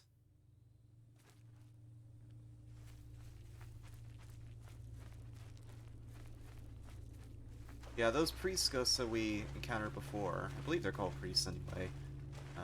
Encounter a few of those in the graveyard as we go through here trying to find Yuri. We also, once we get to the other side of this monument, come across a flashback of our mom. Mother, So, this game, in terms of its lore, or this series actually, in terms of its lore, is very interconnected. And to put that point across, this Miyu character we're playing as, she is a daughter, or the daughter, of Miku, who is the protagonist of the first Fatal Frame game, and also one of the protagonists of Fatal Frame 3. So it's very nice. All the games in this series come full circle. In fact, even in Fatal Frame 4, there's actually a reference to Spirit Camera, the 3DS spin-off. It's really cool. Like, it doesn't matter much in terms of the speedrun, but whenever I play these games casually and I find those little lore connections, with the games from the series I'm familiar with, it's like, oh yeah, I've seen that before. Really nice. Very much looking forward to what Fatal Frame Remaster Tecmo does next, or if they decide to make a 6th game. Very exciting to see what they do with the series. Because like I was saying, the series was dormant for a while, I guess because they didn't think it was a very successful or financially viable series, in a way. But now that they brought back the 4th and 5th games through the remasters, it I don't know, like, it's just really cool. I'm hoping that the success of these remasters prompts them to make a 6th game. It would be really cool to see.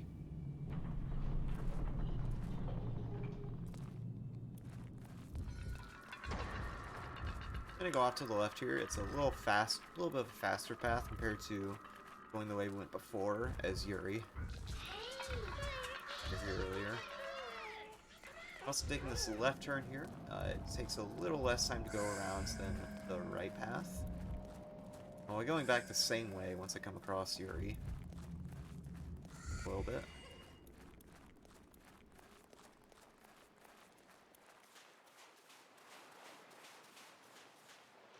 There's Yuri. I rescue her, and we do. We come across Osei again. Have to run away from her. Before, when I came across her, I had to do these like weird arches to get around her, but we don't have to do that here, thankfully. Because again, turns in this game are very wide, at least when you're sprinting. So we want to avoid doing that whenever we can. We did just take a hit from her there. Hits from Osei are one-hit kills, but again, don't have to worry about that too much. Okay, so we have a bunch of one-ups if we ever do get hit. We got hit there, but we got instantly revived. Pretty carefree on very easy mode, but very hard on hard and nightmare for sure.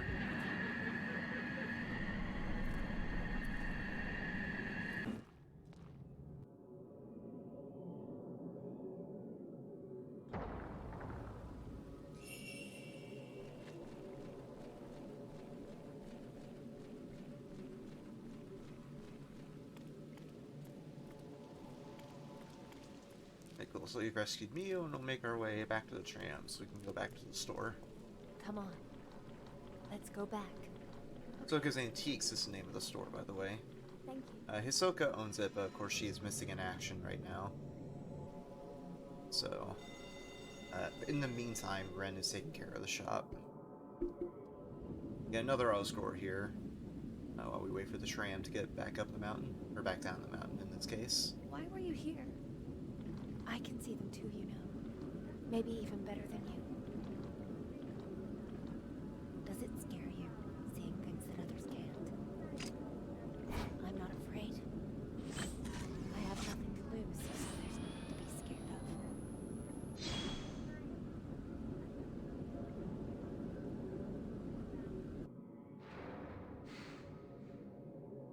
I know you're scared too.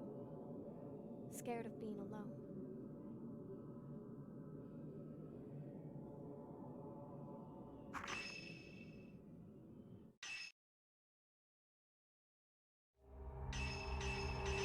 I kind of touch on that, one second. I kind of touch on that last speech that, or dialogue that Miyu and Yuri were having. This game does deal with some suicide-related themes and things like that. Because Mount Hikami, the in-game location, is apparently, I can't say this for certain, so take what I'm saying with a grain of salt, but apparently, from what I remember, when Tecmo was making this game, they actually based this location somewhat off of this real-life suicide forest. It's a little fun fact there.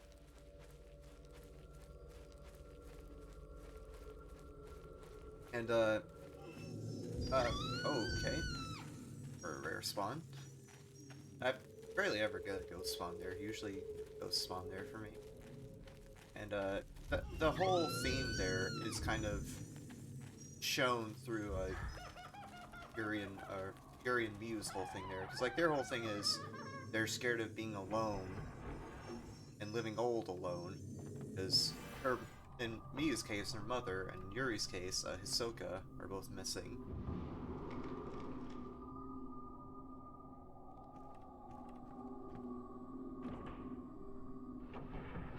It does. It's a really cool location, honestly.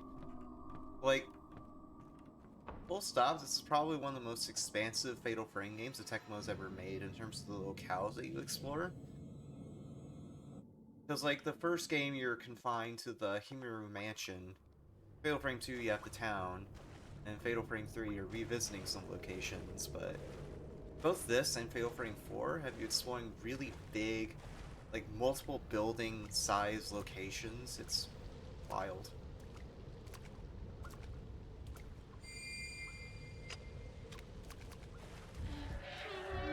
Oh, okay, that is a rare spawn again.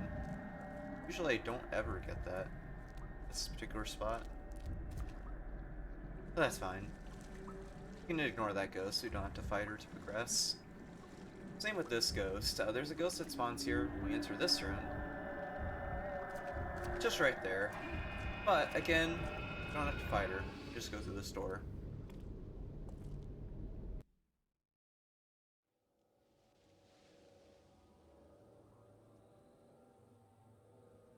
Rui. Alright, so at the end of chapter 8, Rui disappeared, so we're going to this house to the cursed house from earlier. Try to rescue Rui. A couple box ghosts are gonna spawn here, so we'll take care of them.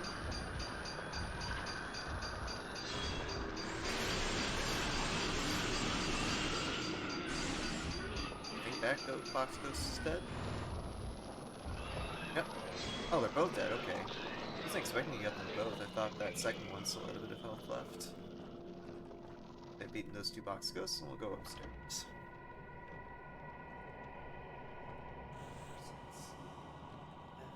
Here's Kazuha again.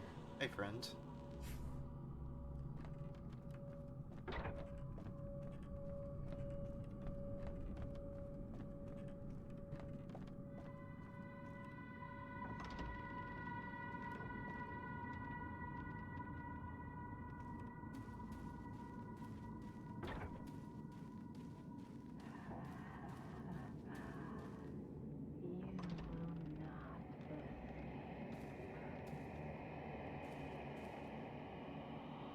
Instead of Rui, there's a reliquory box here.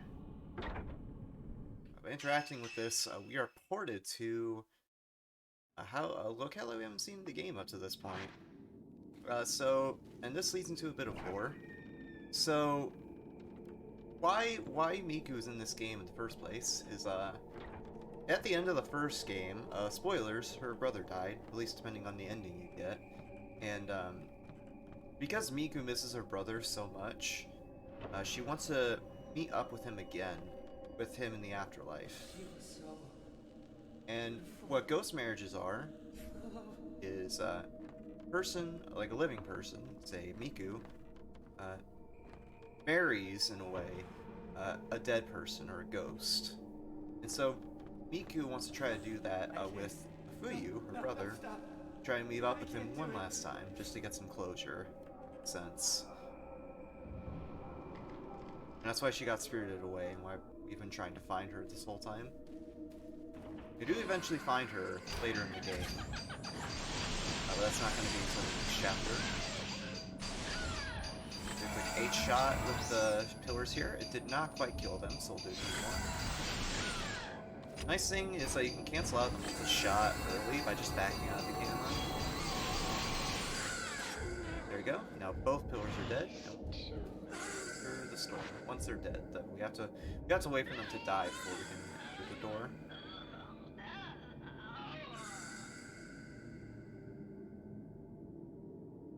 Okay, they're both dead to be sure there.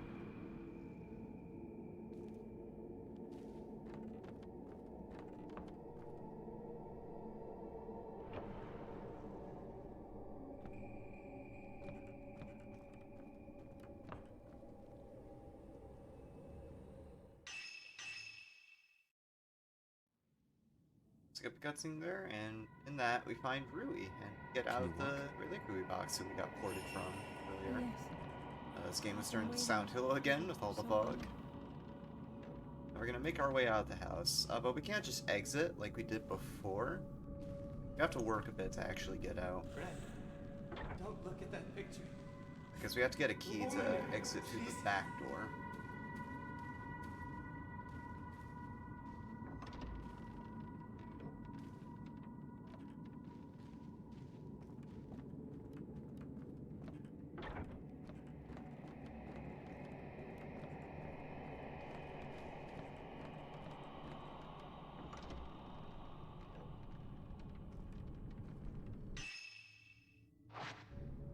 Alright, went through.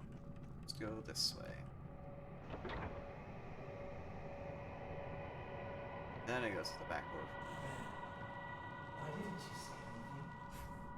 You didn't answer me. If only you had looked at me.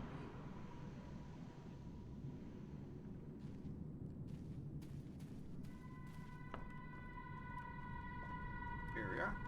We'll try to exit through the back door. Can't. Take a photo. I'll show us here that we have to scan these two self-portraits of these two dudes to actually get the key. There's two ghosts that spawn in this wall, so we're gonna wait to take a picture of them until they both come out of the wall here.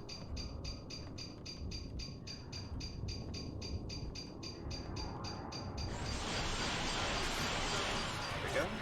Wait for them to pop out, and then we take a picture, and they're dead.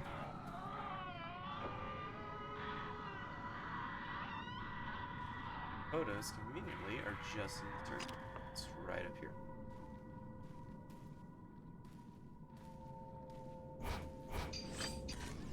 Go, so we take a picture and get our key.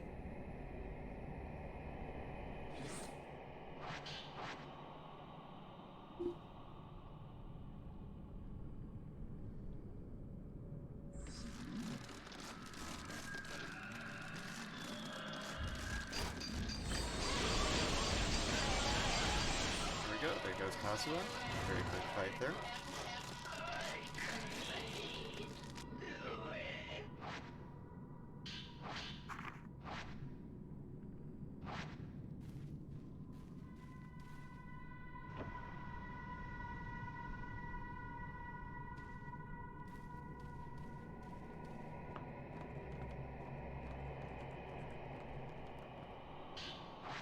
There we go. Now we're out of the house.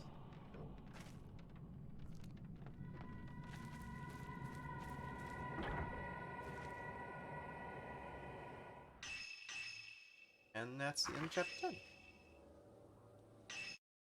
Alright, cool. Now I'll be going to chapter 11. Playing as Miyu in this chapter. I mentioned earlier that Miku, her mother, tried doing a ghost marriage to unite with Mafuyu.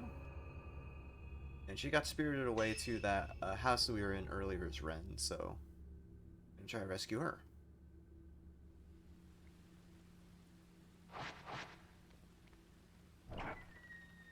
Can't actually do that quite yet, though. We have to go to Hisoka's room.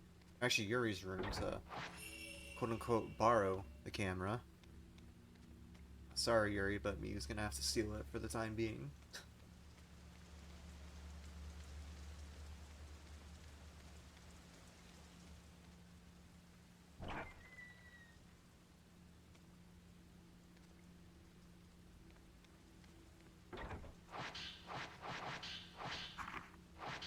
Using the camera obscura makes Let's get a photo of Miku. That'll allow us to find her more easily when we go to the house.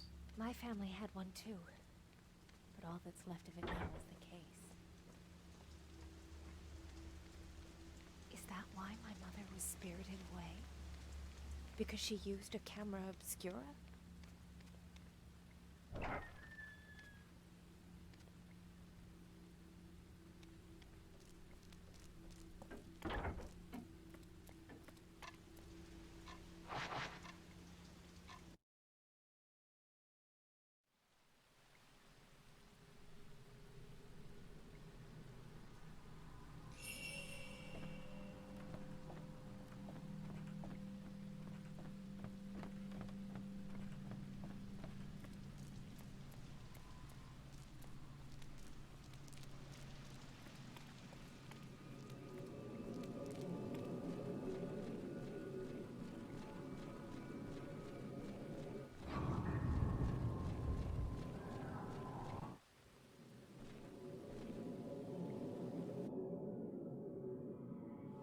So while we're walking up to the area where, or the house where Miku is held, I guess I can ask you guys in the chat, have you played the Fatal Frame 4 remaster that came out recently?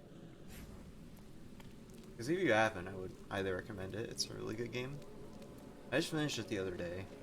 It's a really cool remaster.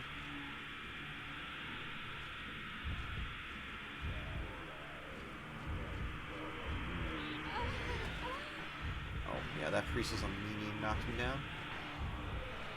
That's fine, I can just pick myself up right afterwards. No biggie, just takes a little bit of health off. Because we're playing on very easy, it barely does a scratch to us.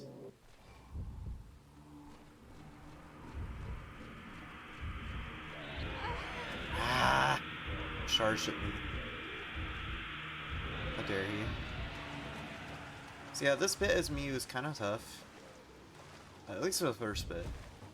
Because we have to dodge these priest ghosts. And as you just saw there, they can charge at us and do a bit of damage. Yeah, I got hit there too. That's fine. Luckily, when you hit this flashback trigger, it causes the priest ghost to despawn. Just go right through without any issue.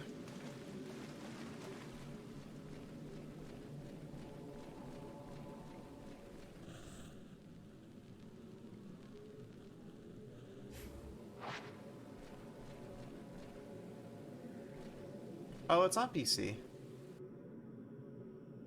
Would recommend the PC version. It looks really good on all versions, but PC especially.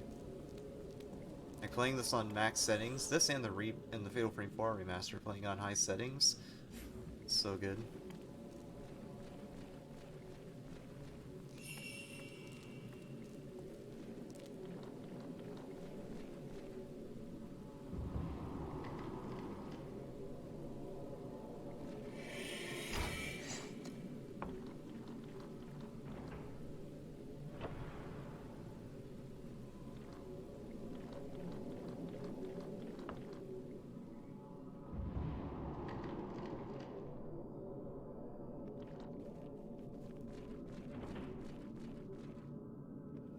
So I'll try to open this door to get to Miku, but can't.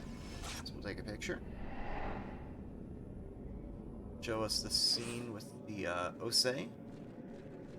Because what actually happened to cause this whole situation with the Shrine Maidens, or with all these ghosts trying to attack us on the mountain, is there's a ritual involving Osei where she was put in a reliquary box, and it went wrong because she had like emotions piling on that caused water to literally cause it to spill over, cause her to spill over, and started attacking everyone on the mountain.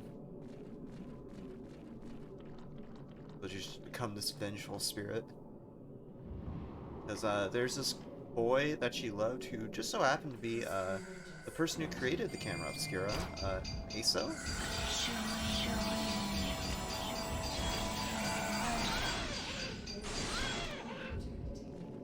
And because there were so many emotions piled high from that, she just became this vengeful spirit and started killing people. Yeah, that's what's happening on this island and or on this island, I mean on this mountain. And the stretch goal throughout this whole game is to basically pacify Osei and put her to rest.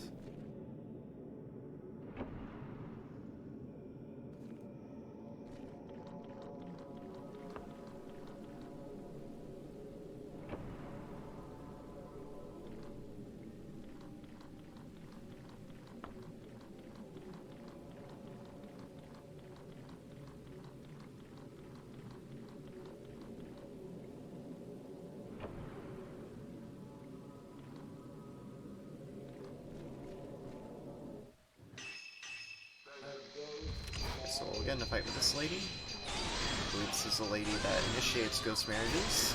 I'm gonna try to kill her while we're stuck on the ground here. Looks like we got it. Yep. So if you use blast shot lens and you shoot her fast enough, or the blast lens I mean, and then you shoot her fast enough, I can kill her while you're still on the floor. Normally you'd have to shoot her a few times and then get up, similarly to the fight in chapter 7, I believe? Yeah. Where as Yuri, you'd have to shoot and then you get out of the box. But again, if you shoot her fast enough, the fight just immediately Come on! ends. Let's go! Together! Come home with me, please! Very powerful words from you there. I feel like I should make that a quote on my Twitch channel. I feel like that'd be pretty funny. Just like put a quote bot in and have that be one of the quotes. Yeah, we found our mother, so now we're gonna get out of this house. The ghost there's a box ghost here. So we'll take care of him with flash shots. There we go. There's another one over here. Reset as well. Gosh. Doing those kills, because there's so many particles on screen, my game actually lagged to 40 FPS. My goodness. The game is too powerful, man. My computer can't handle it.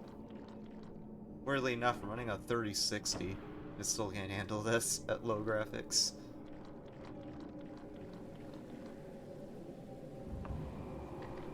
Like I was saying, it's just too powerful. Right, now we're out of the house. Thankfully, we don't have to go all the way through the graveyard again. I believe once we go through this, we're just ported back to the shop, Kurosawa's Antiques. I think I said it was Hisoka's Antiques earlier. I was wrong. It's Kurosawa's Antiques. Alright. Chapter 11 down. We'll move on to chapter 12. Yuri goes back to the shrine of the ephemeral that we were at earlier to try to find Hisoka. Because beyond the actual shrine that we were in earlier, there's another separate shrine that we have to go to by boat. So once we get to the shrine, we're gonna do one big puzzle. Be able to get on the boat. And go over to the shrine and rescue Hisoka.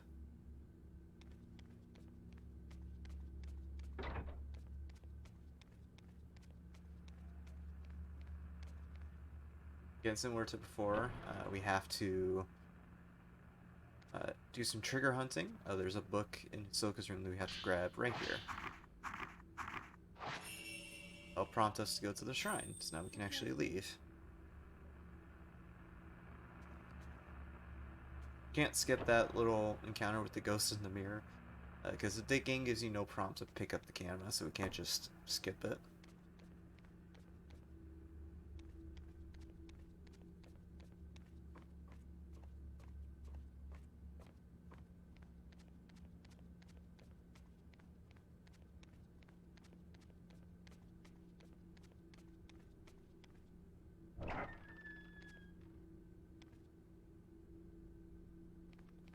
If you leave, you won't be coming back. You're still not sure. Well, we'll see about that, Miyu.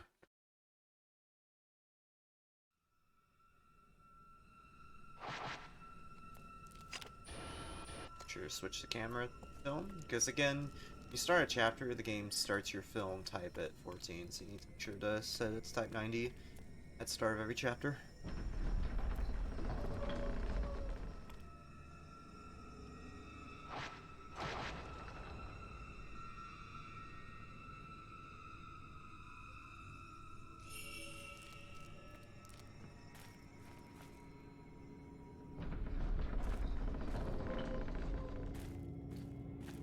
There's a few priests that spawn here. Try to kill them quickly. It is a little tricky, but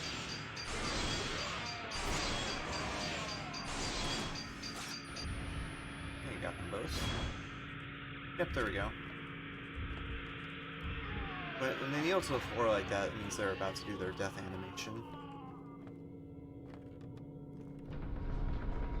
Alright, so this is probably my least favorite chapter in the game in terms of just remembering where to go.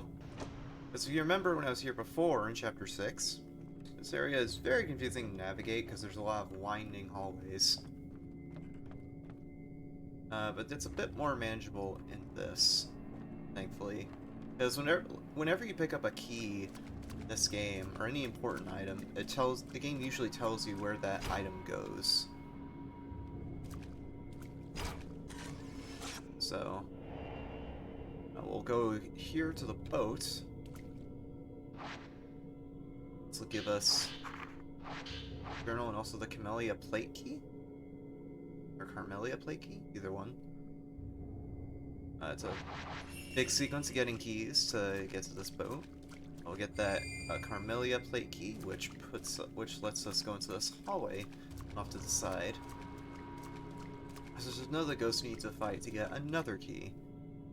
Doing that a few times throughout this chapter.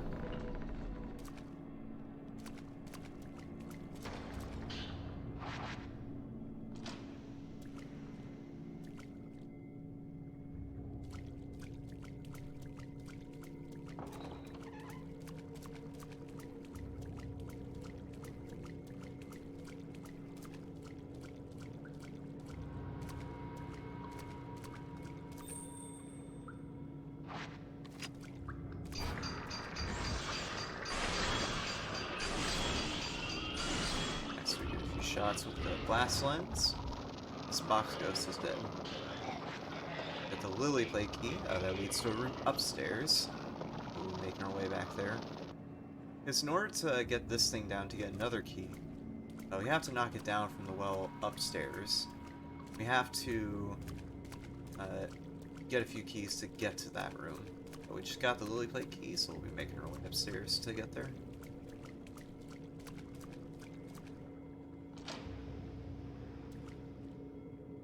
And this bit alone, where we're searching for the keys, is the reason why this chapter is so long.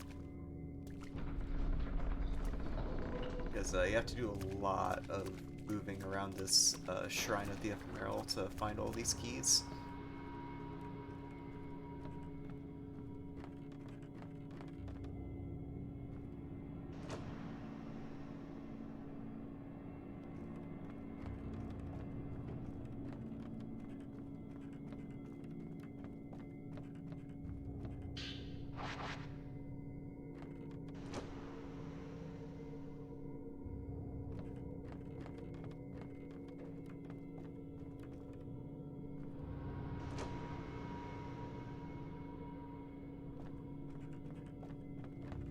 Wrong way, that's fine.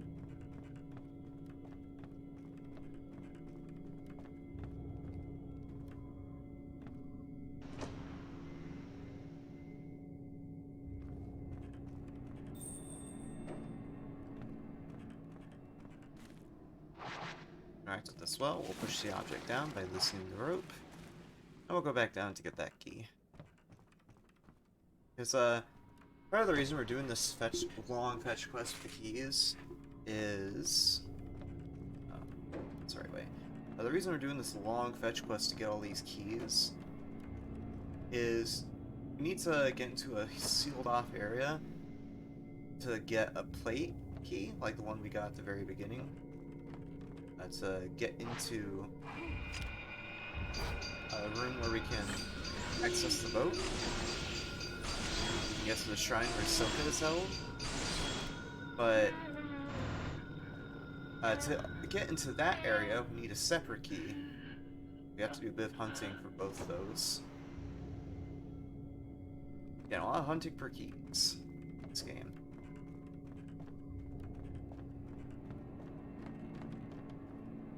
Well, in this chapter in particular, but this game as a whole as well. A lot of puzzles like that.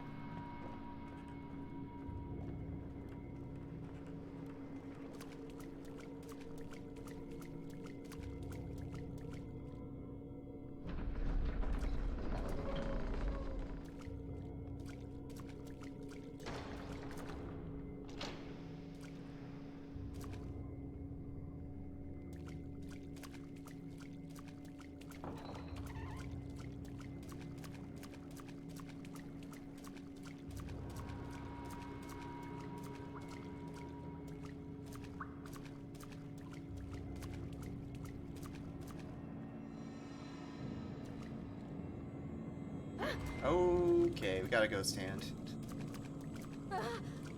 Alright, well that's one ghost hand right there. We did get one earlier in chapter 1, but that was a tutorial one that we didn't skip.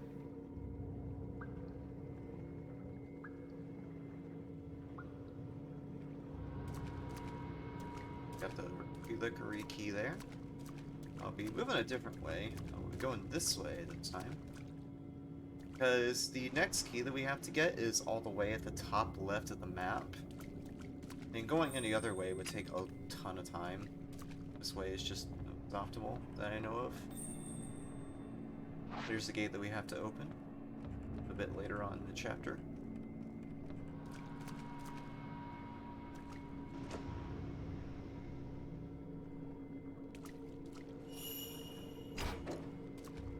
Got that ghost spawn there with that pillar. Conveniently enough, that's exactly where we're going to go. Focus our camera there to do a sort of quick turn.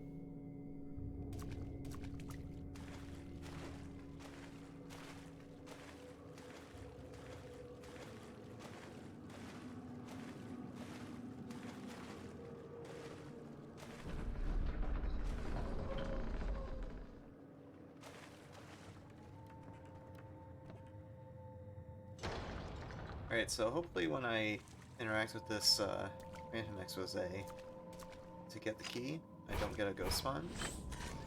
Whoops. Okay. So I mentioned the ghost spawn because occasionally I can get a ghost spawn here when I go in this room. I have to wait and defeat the ghost in order to interact with that Phantom Expose to get that key. It's very annoying if that does happen, but it didn't happen there.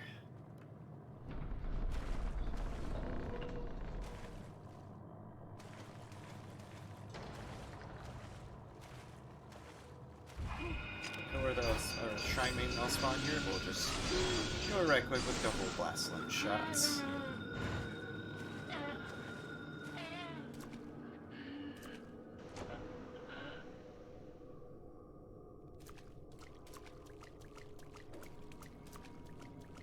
So we have one part of our tool set to get the last key. We need to actually go over to where the box is located, holding the key. Quick check of the map there. Like I was saying, this map is very complicated to navigate, especially when you're trying to do it optimally. So I just checked the map there to make sure I was going the right way.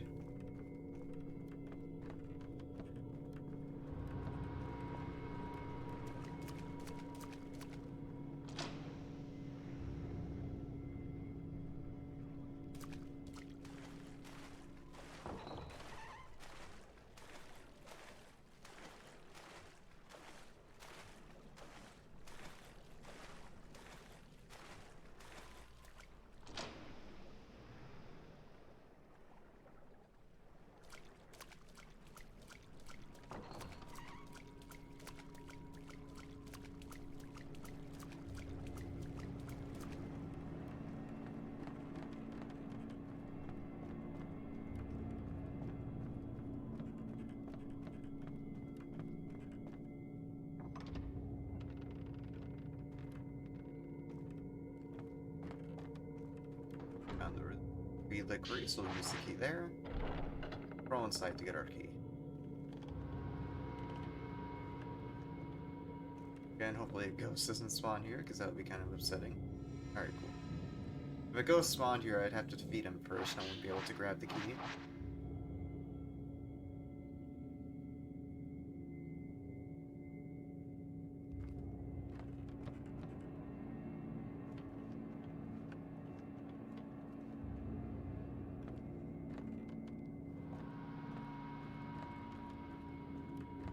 Now we have to make our way back. Now that we have both keys, we have to make our way back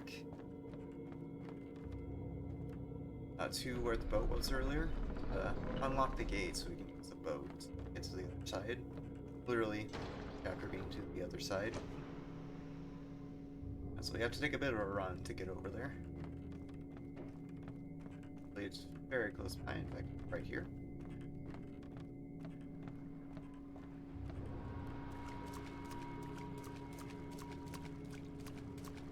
Oh, and also, I mentioned earlier about how you can wear funny costumes on the characters. I have this one equipped specifically, or this one specifically equipped on Yuri, this white kimono that she has on right now. Because if you wear this costume, it changes the song that you get when the ending happens. And by the way, about the ending, there is a good and a bad ending in this game. Press 1 if you want to see the good ending, and 2 if you want to see the bad ending.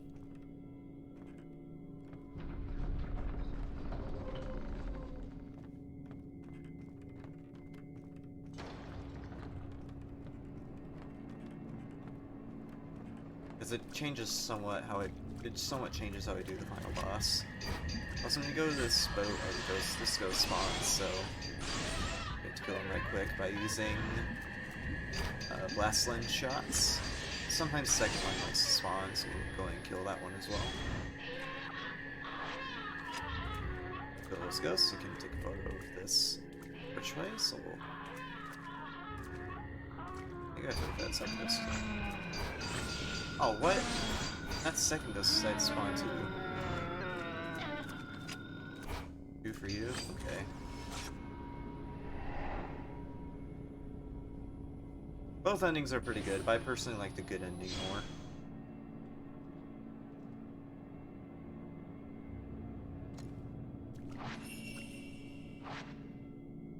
Alright, so we've finally completed that long, drawn-out puzzle, which takes a while, but we're done with it. Thank goodness. I'll be going over to this other shrine to try to save Hisoka. Yeah, 1 for good ending, 2 for bad ending.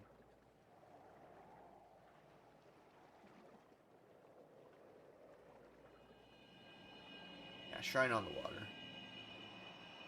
Where Hisoka is, and we're gonna try to rescue her. There is Type 0 film in the shrine that you can go and pick up. But I opt to not do that, because you have to wait. You waste a bit of time getting it since it is a bit out of the way, and the power that you get from it, even though we have infinite ammo, we can just spam shots. It's the difference between that and Type 90 film that I've been using the majority of the run is very marginal. It's not that big of a difference at all. And also, Type 0 film loads slower than Type 90. So fights just end up taking longer.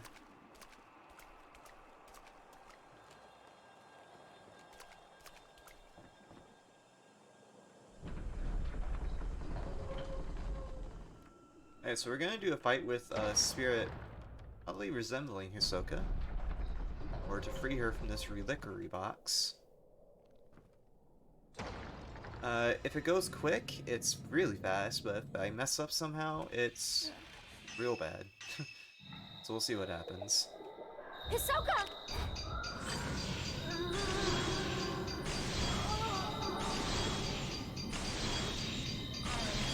Uh-oh, uh-oh.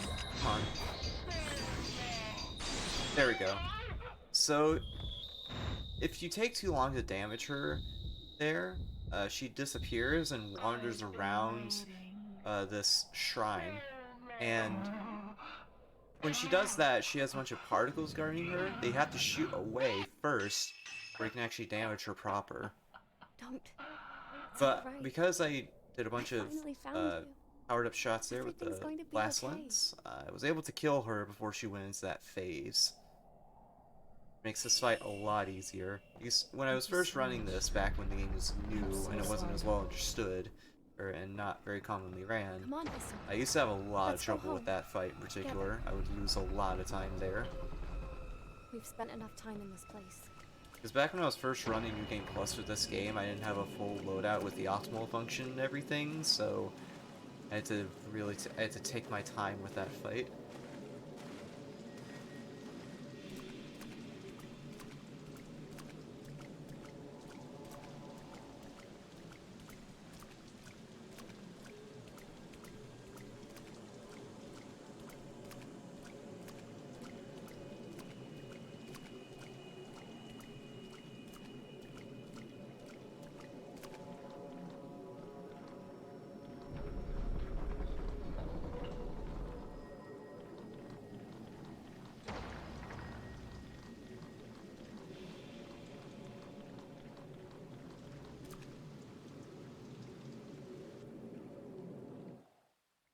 so we've rescued Ahsoka, and we're now back at Antique Shop. But there's a bit of a problem with that now, as we'll see in Chapter 13.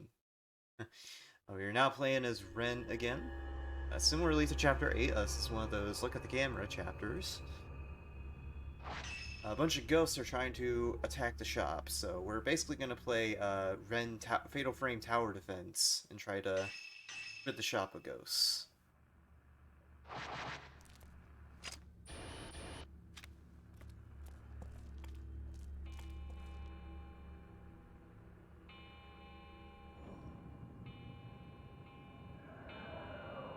They're here.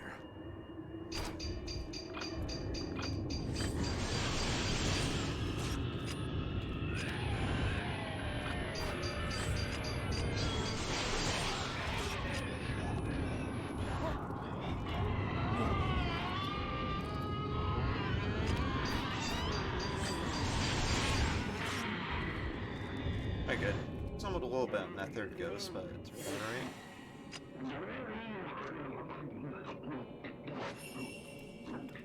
Alright, so we have to head to the second floor storeroom to check up on Miu and get rid of that ghost.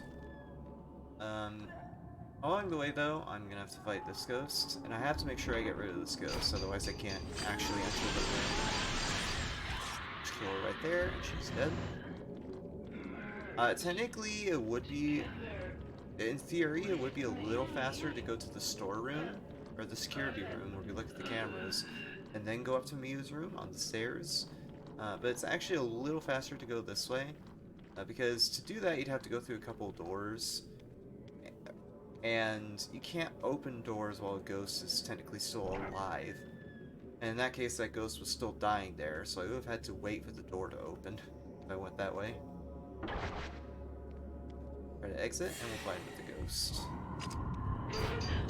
Oh, she got me. Hold up. There. We misbehaved at first, but we got her. There we go. Like I was saying, we have to wait for the ghost to die, and in that case I was trying to exit a little early before the ghost actually died.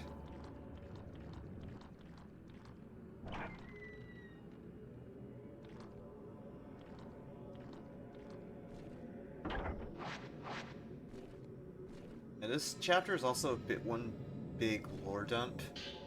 All stuff happening on Mount Ikami. So hear that as we look at the cameras. Mount Ikami. Here on the mountain, water itself was revered and worshipped. Souls come from the water, and it's where they return to in death.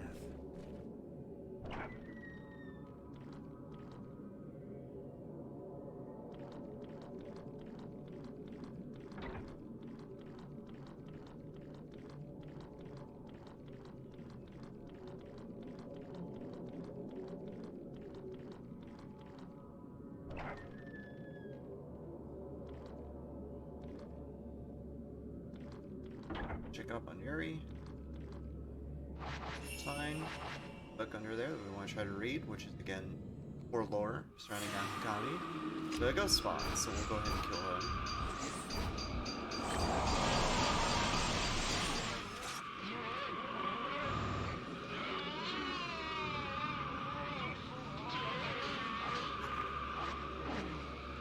Get that book, and then we can go back to this room.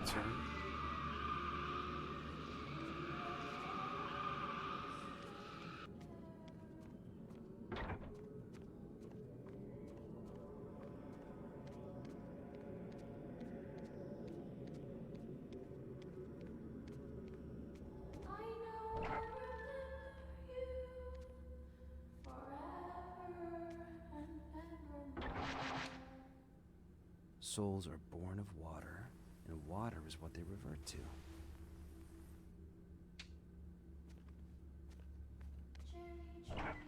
To seek death in the waters. So I've been sacked there on camera too. We'll try to go to the stairs, but for you here it is. We'll fight her. Oh shoot. Sharm, she was up against the wall, so she ended up teleporting out of bounds.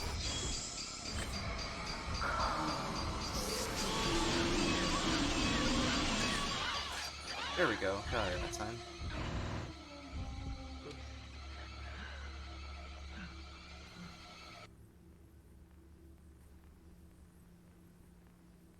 So now we're waiting for some spooky things to happen. I will wait for a noise that indicates a couple of ghosts have spawned. We'll go ahead and fight those ghosts when they appear. Definitely one of the spookiest parts of the game for sure. You will not escape.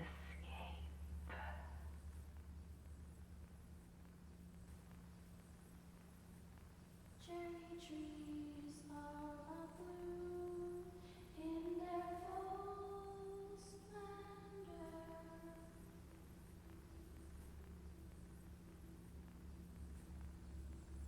The things look normal right now, and then we'll go to camera 9.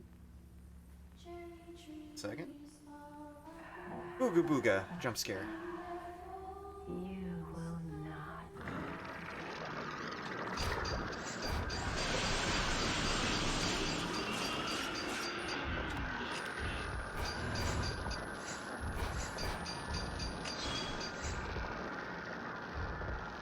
Come on, stop going in the wall.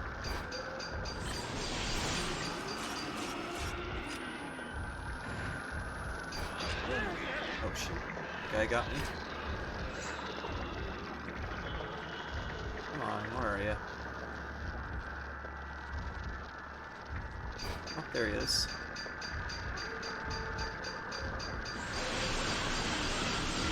Oh yeah. Trucking along, getting towards the end.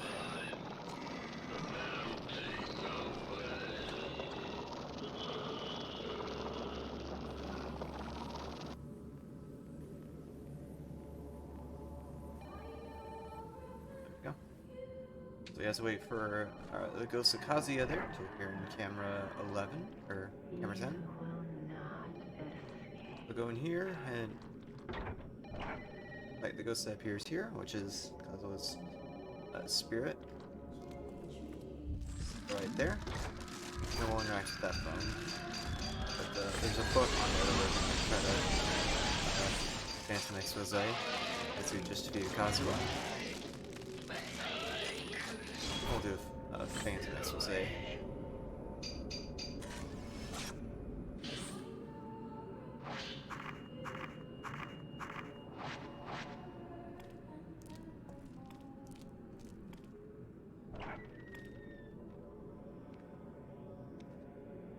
The next couple of ghosts we're gonna fight are some of the most annoying in this whole chapter, because that's pillars like the ones that we fought before. And in order to preserve But the there's a bunch of them all at once. shrine maidens So, were chosen to be immortal flowers, human sacrifices, or pillars And offered up to the water. if they manage to grab at you, they can do an attack where they slow around you in a circle and you have to take a photo to break free. It's really slow. They were placed inside So those hopefully water when houses.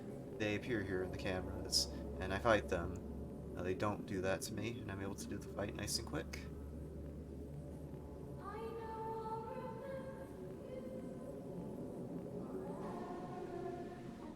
We also stack appeared on camera 1, so we'll go to the stairs.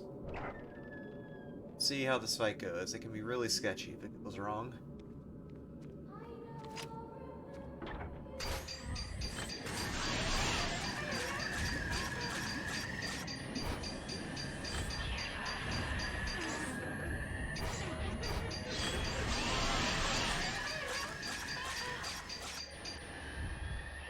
That was really clean, actually. It wasn't too bad.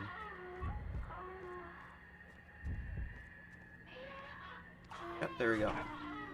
That was really fast. It's not too bad, but again, if it does go wrong, it can go very sideways.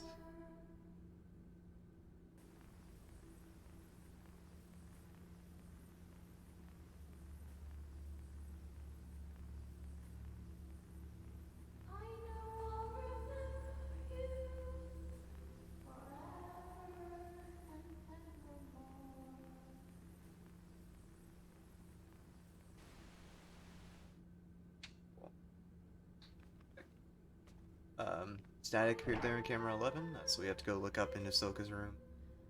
Check things out, make sure she's okay. We'll also pick up a book there. That'll give us some more lore.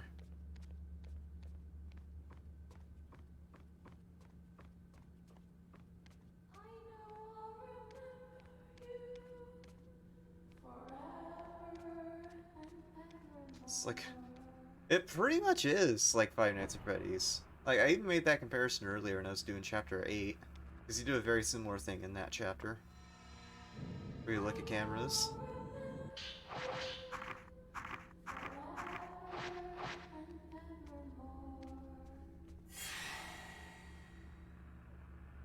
There's Osei there, briefly standing behind our main hero. Yeah, Osei, as you go through the game, actually is shown to have an attraction of sorts towards Ren. Because, again, with her backstory, she has affections for Aso, the creator of the camera, Obscura. And Ren looks an awful lot like Aso. So, um, throughout the game, Hisoka, as Yuri, Ren explores the place, Miku, whenever, Lily. yeah, I was right to literally, bring them back. this character with the costume we have, What he will has a happen camera when the for a mountain head. loses its pillars? Pretty hilarious.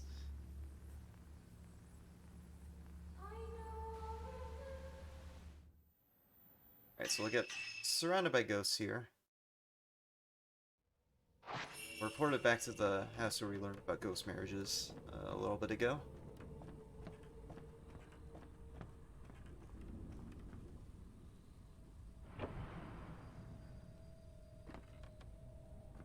Sure. Turns out that us getting ported there was actually just a distraction. So now all of the main characters are separated. So now, we're on the last chapter. This chapter is nice not only for the speedrun, but also because there's a lot of really cool fights here that go really fast if they're done well. But as you can see with the title card there, it's also where the story really comes together, because all the story threads that have been happening with the three main characters come together here. Also, because there's so many bits of story and exploration that you have to do as these three characters, it's also by far and away the longest chapter in the whole game. Like, on a really good run, this chapter takes around 20 to 23 minutes. So it's very long, with a lot of different bits of exploration to do. Now for Yuri, we need to go back to the Shrine of the Ephemeral to try to deal with Osei once and for all. We'll be going over there. To get to the shrine where you confront Osei, there's a few different ways to get there. But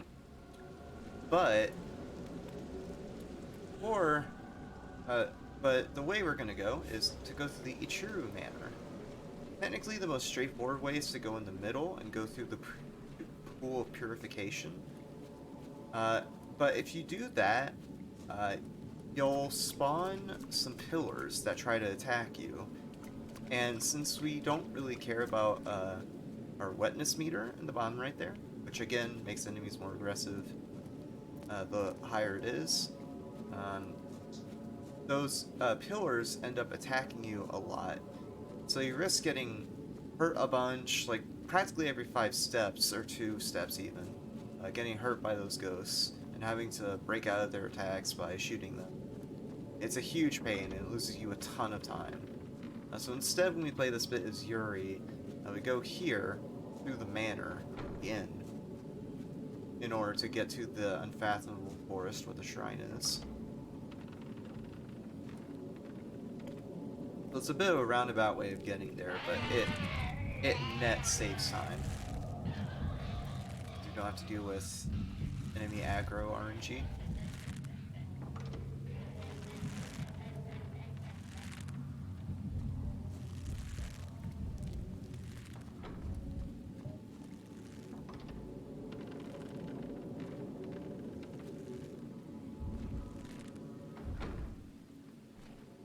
Project Zero, Maiden of Gecko OS water.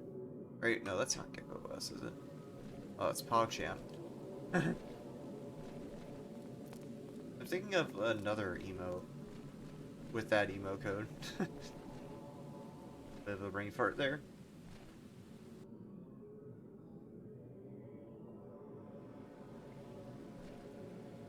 Yeah, exactly. They're very polite ghosts.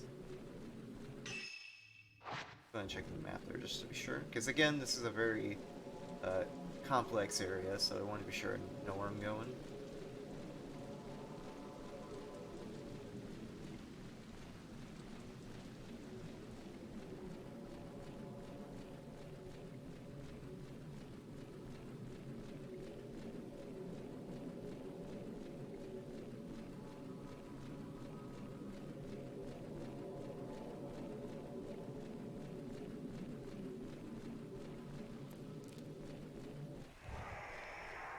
Ghosts that spawn there, but again, just ignore them. Because they're not necessary to be able to go through this door and navigate the shrine.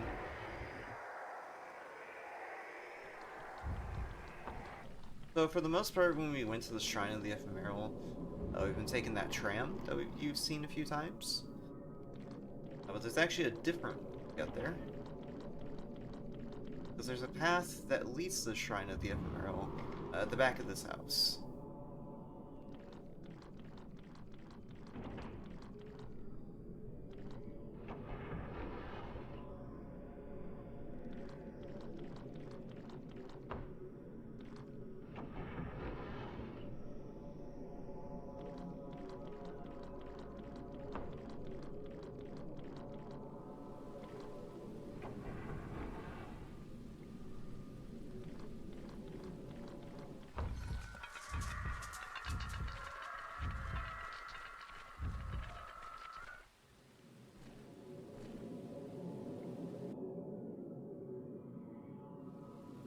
Pretty kill leading up to the Shrine of the Ephemeral that we can do here. Because there's a few priest ghosts that spawn once we get to the top of this walkway. After we go up these stairs. Oh, what? Hi, you're a rare spawn as well. That's okay, she disappeared. The 3 priest ghosts will spawn. I'll prepare the camera ahead of time. I'll do one shot with the blast lens and they're already dead. Just like that.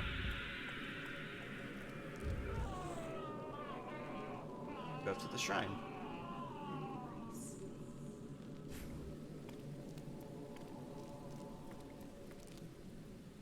So that's that done. Now I believe we're playing as Ren next.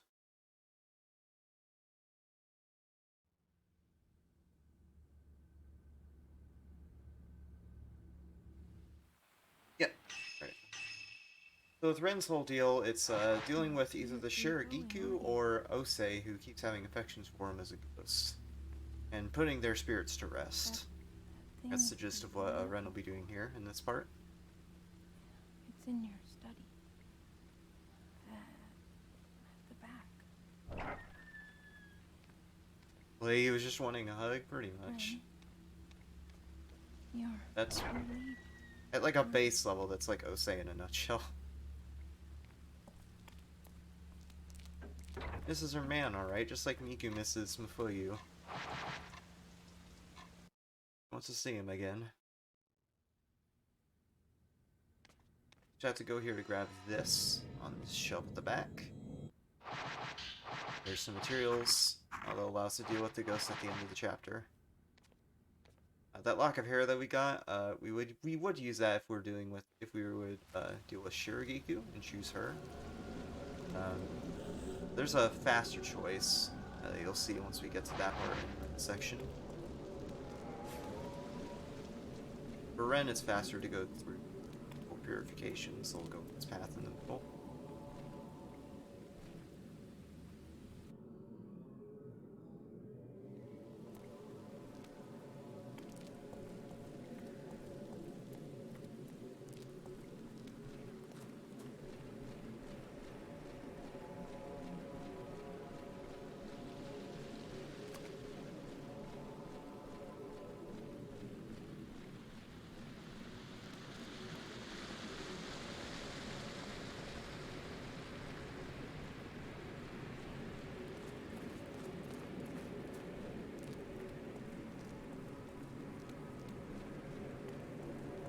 Make our way up there. It is a straightforward one, so not too much to talk about for this bit.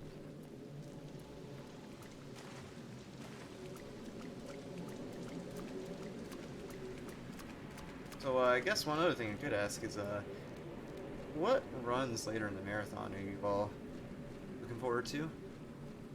I already mentioned Splinter Cell earlier, but there's also a lot of really cool ones.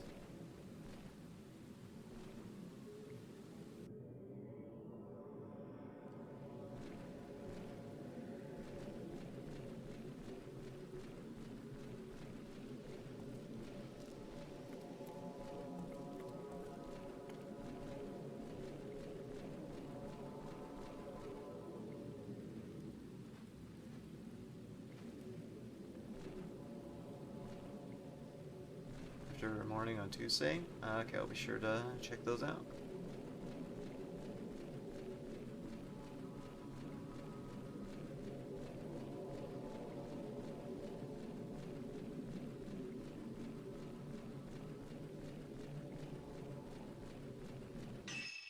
Okay. Went a little bit of a slower way there, but that's fine. That way on accident. I'll be big sleep here. Greg gets the Blinks runs. Oh, alright. Go check those out too.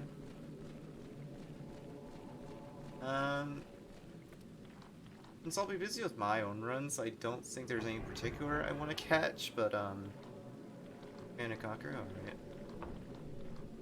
I think one run I'm looking forward to in particular is,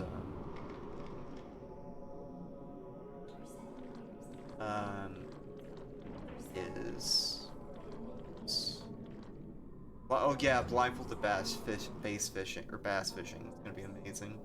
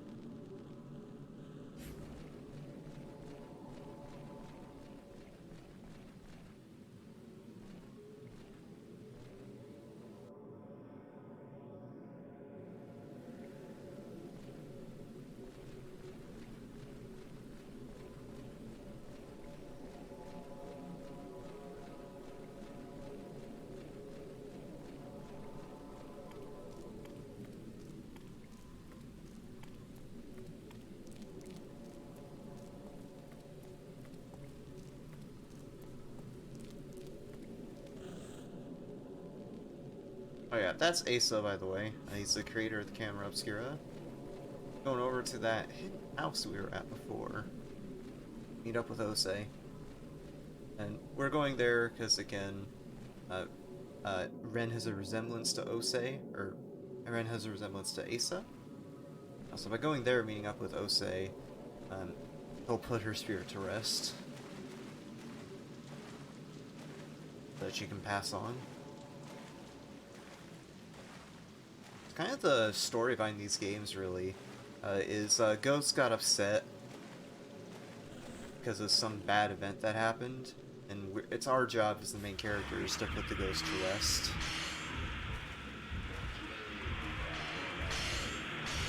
Oh. Okay, that was a little close taking damage there, but we're fine. We had a few priest ghosts there, but they're pretty easy to dodge. Oh, context Easter eggs. Yeah.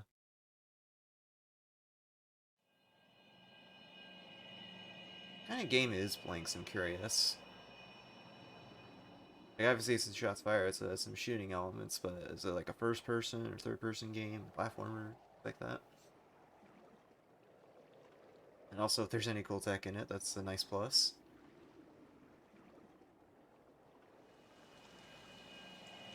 Alright, so we're back on the Shrine Shrine on the Water. As Yuri, we're going to do a number of fights here.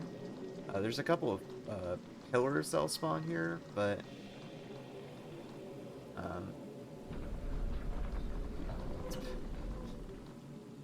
anyway, these ghosts here, these pillars, and that Shrine Maiden, Shrine Maidens rather, we can avoid them.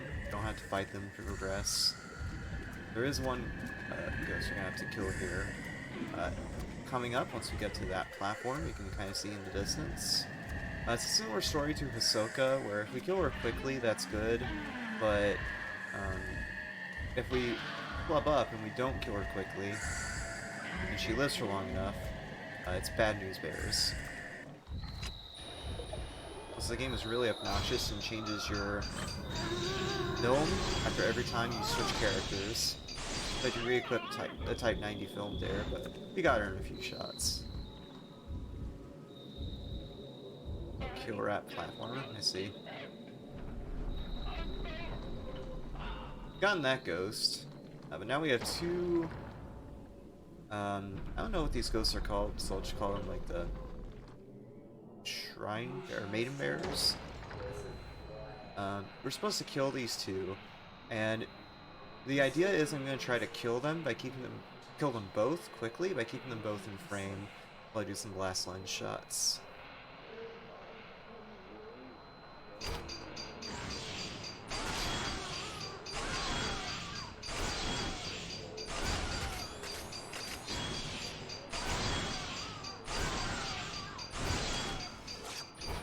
Oh, I don't think that one on the right is quite dead.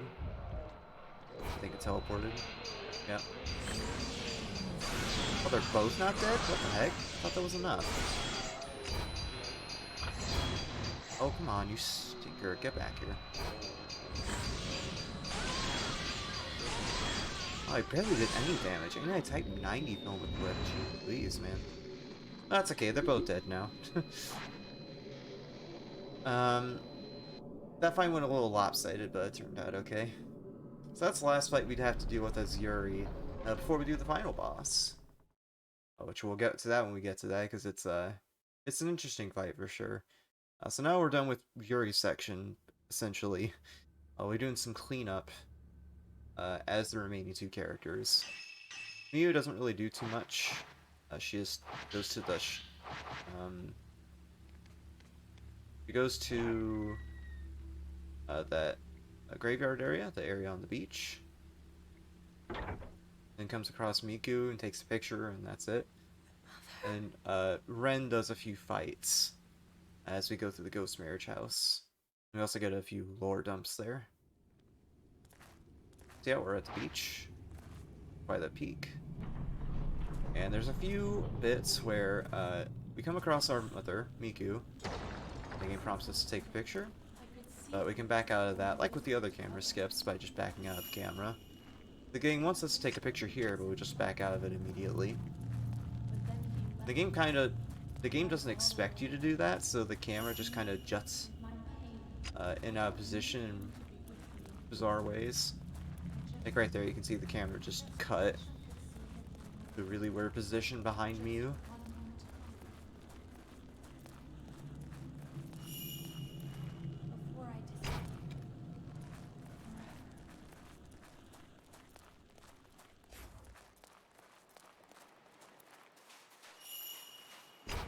So we'll take a picture here. This reveals a photo of Osei, I believe, going to that gate. Which, like I said earlier, is the kind of the gateway for spirits to pass on to the afterlife. That ends Miyu's section. Now I'll be doing a few fights as Ren. We'll come across a choice once we get deep into the ghost marriage house. This is where the ghost marriages were carried. I'll shut up for this bit because we get some lore from Ren here. These rituals join the deceased not with each other, but with the living. Post-mortem photographs are used as votive pictures. The outsiders, enchanted by these photos, are wed to the shrine maidens depicted in them. And then, placed together in the same box. The shrine maidens. Is this what they were for? Did they long to become a bride? For eternity?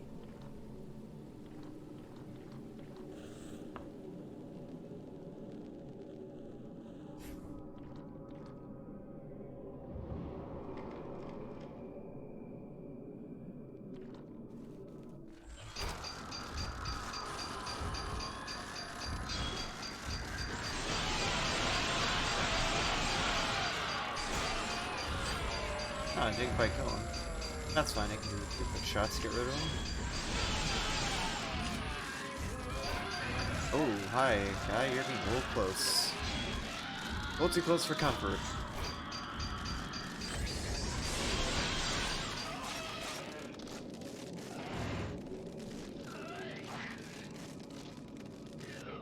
Yeah.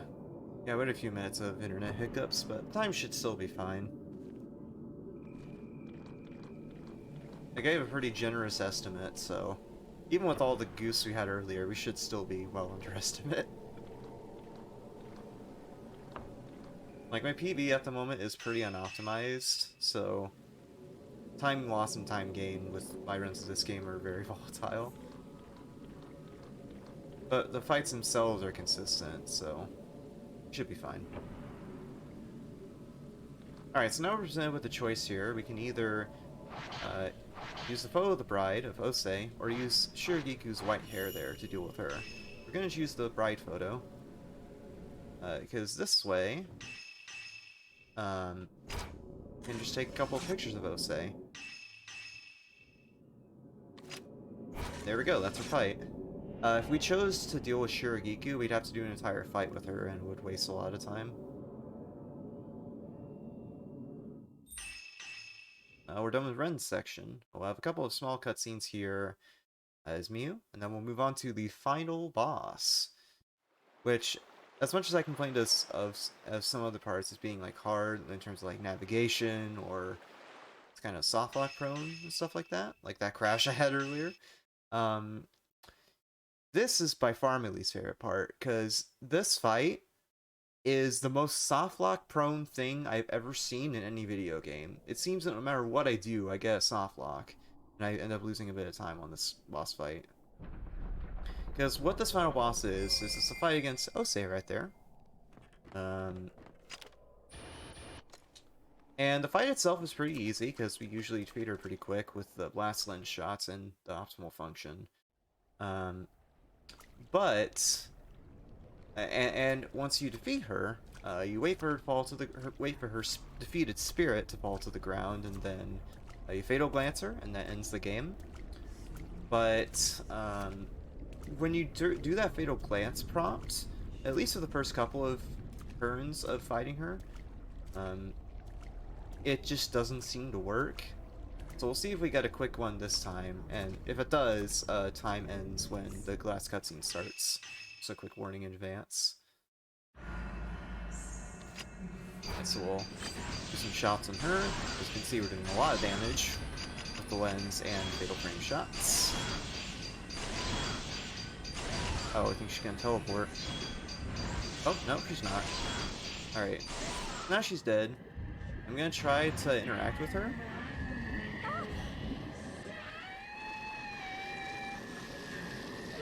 But when I try to interact with her, the prompt might be bugged. Let's see. Oh, no, it wasn't bugged. It wasn't bugged. Alright.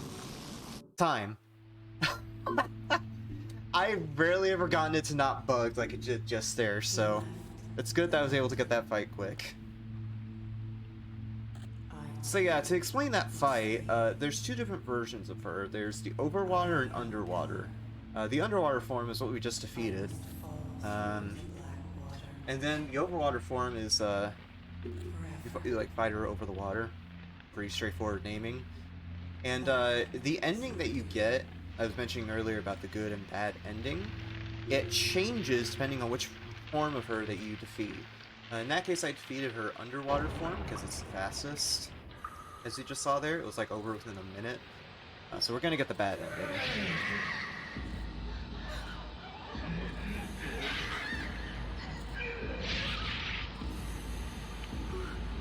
Yeah, you can see here in this ending cutscene what caused the ritual to go wrong. A bunch of emotions piling on from all the people that died at her hand, and so yeah, just gonna spill over here and become evil, essentially. The tipping point being her relationship with Aso here, the maker of the camera. What was the time at, by the way, while we're watching this? I won't watch the whole thing, by the way. I'll cut it once we get to the credits. Yeah, I just want to let this ending cutscene play because it's really good.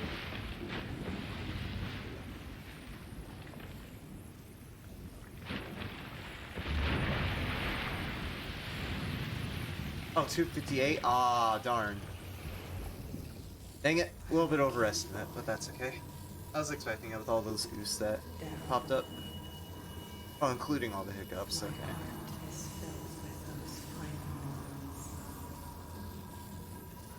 I am dying over and over. Forever. Alone.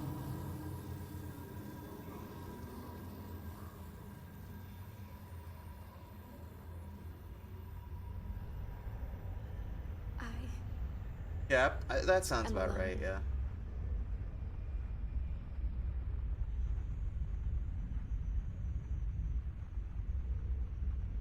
You are not alone. Yeah, Yuri sees all the memories of all of Osei's memories, so she knows now where Osei's coming from.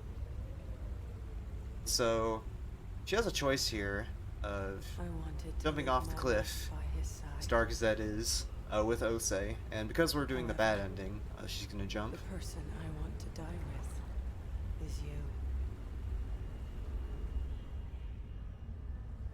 We share the same pain. We can descend into the darkness together.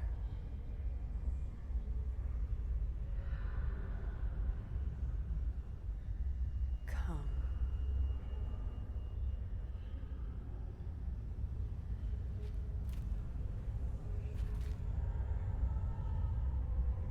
Yuri!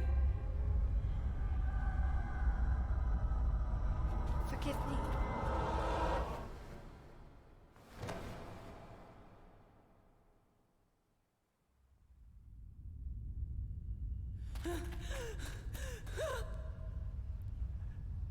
Yep, there goes Yuri. Just gonna fall in the water with Osei.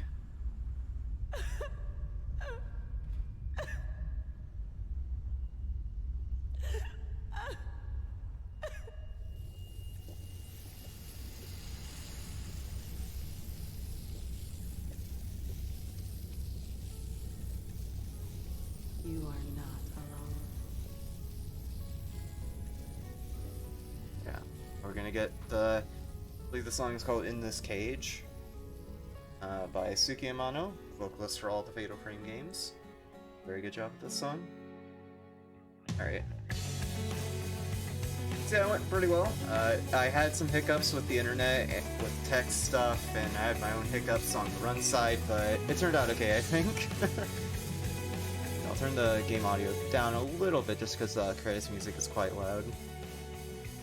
So, while I'm here, I want to first of all thank Shots Fired for letting me do this. It was Fatal Frame 5's debut at a marathon, so always nice to be able to get more eyes on this game. I also want to shout out some members of the Fatal Frame running community. In particular, I want to shout out Bajo, a Japanese runner, who has gone on a tear with these games and absolutely destroyed them. I also want to shout out Maxi Lobes, who did a run of the first game at GDQ 2020 as its GDQ debut. Very good run, highly recommend you watch that. I also want to shout out Kara, who gave me the New Game Plus save I used to do this run and all my current New Game Plus runs. Thank you for giving me your save. Because grinding a New Game Plus save file to do this category is very, very tedious. So thank you, Kara, for letting me use your save. There's also some other runners from the Fatal Frame running community I want to shout out, like Demonic Robots, Pandemonium, and Runawinds. Yeah, that's pretty much all I have there. That's not going to be the end of me tonight, though, because later tonight I'll be running Chapter 2 of Poppy Playtime, and if you thought this run was crazy with how fast you defeated the ghosts, Chapter 2 is even crazier. Like, there's so many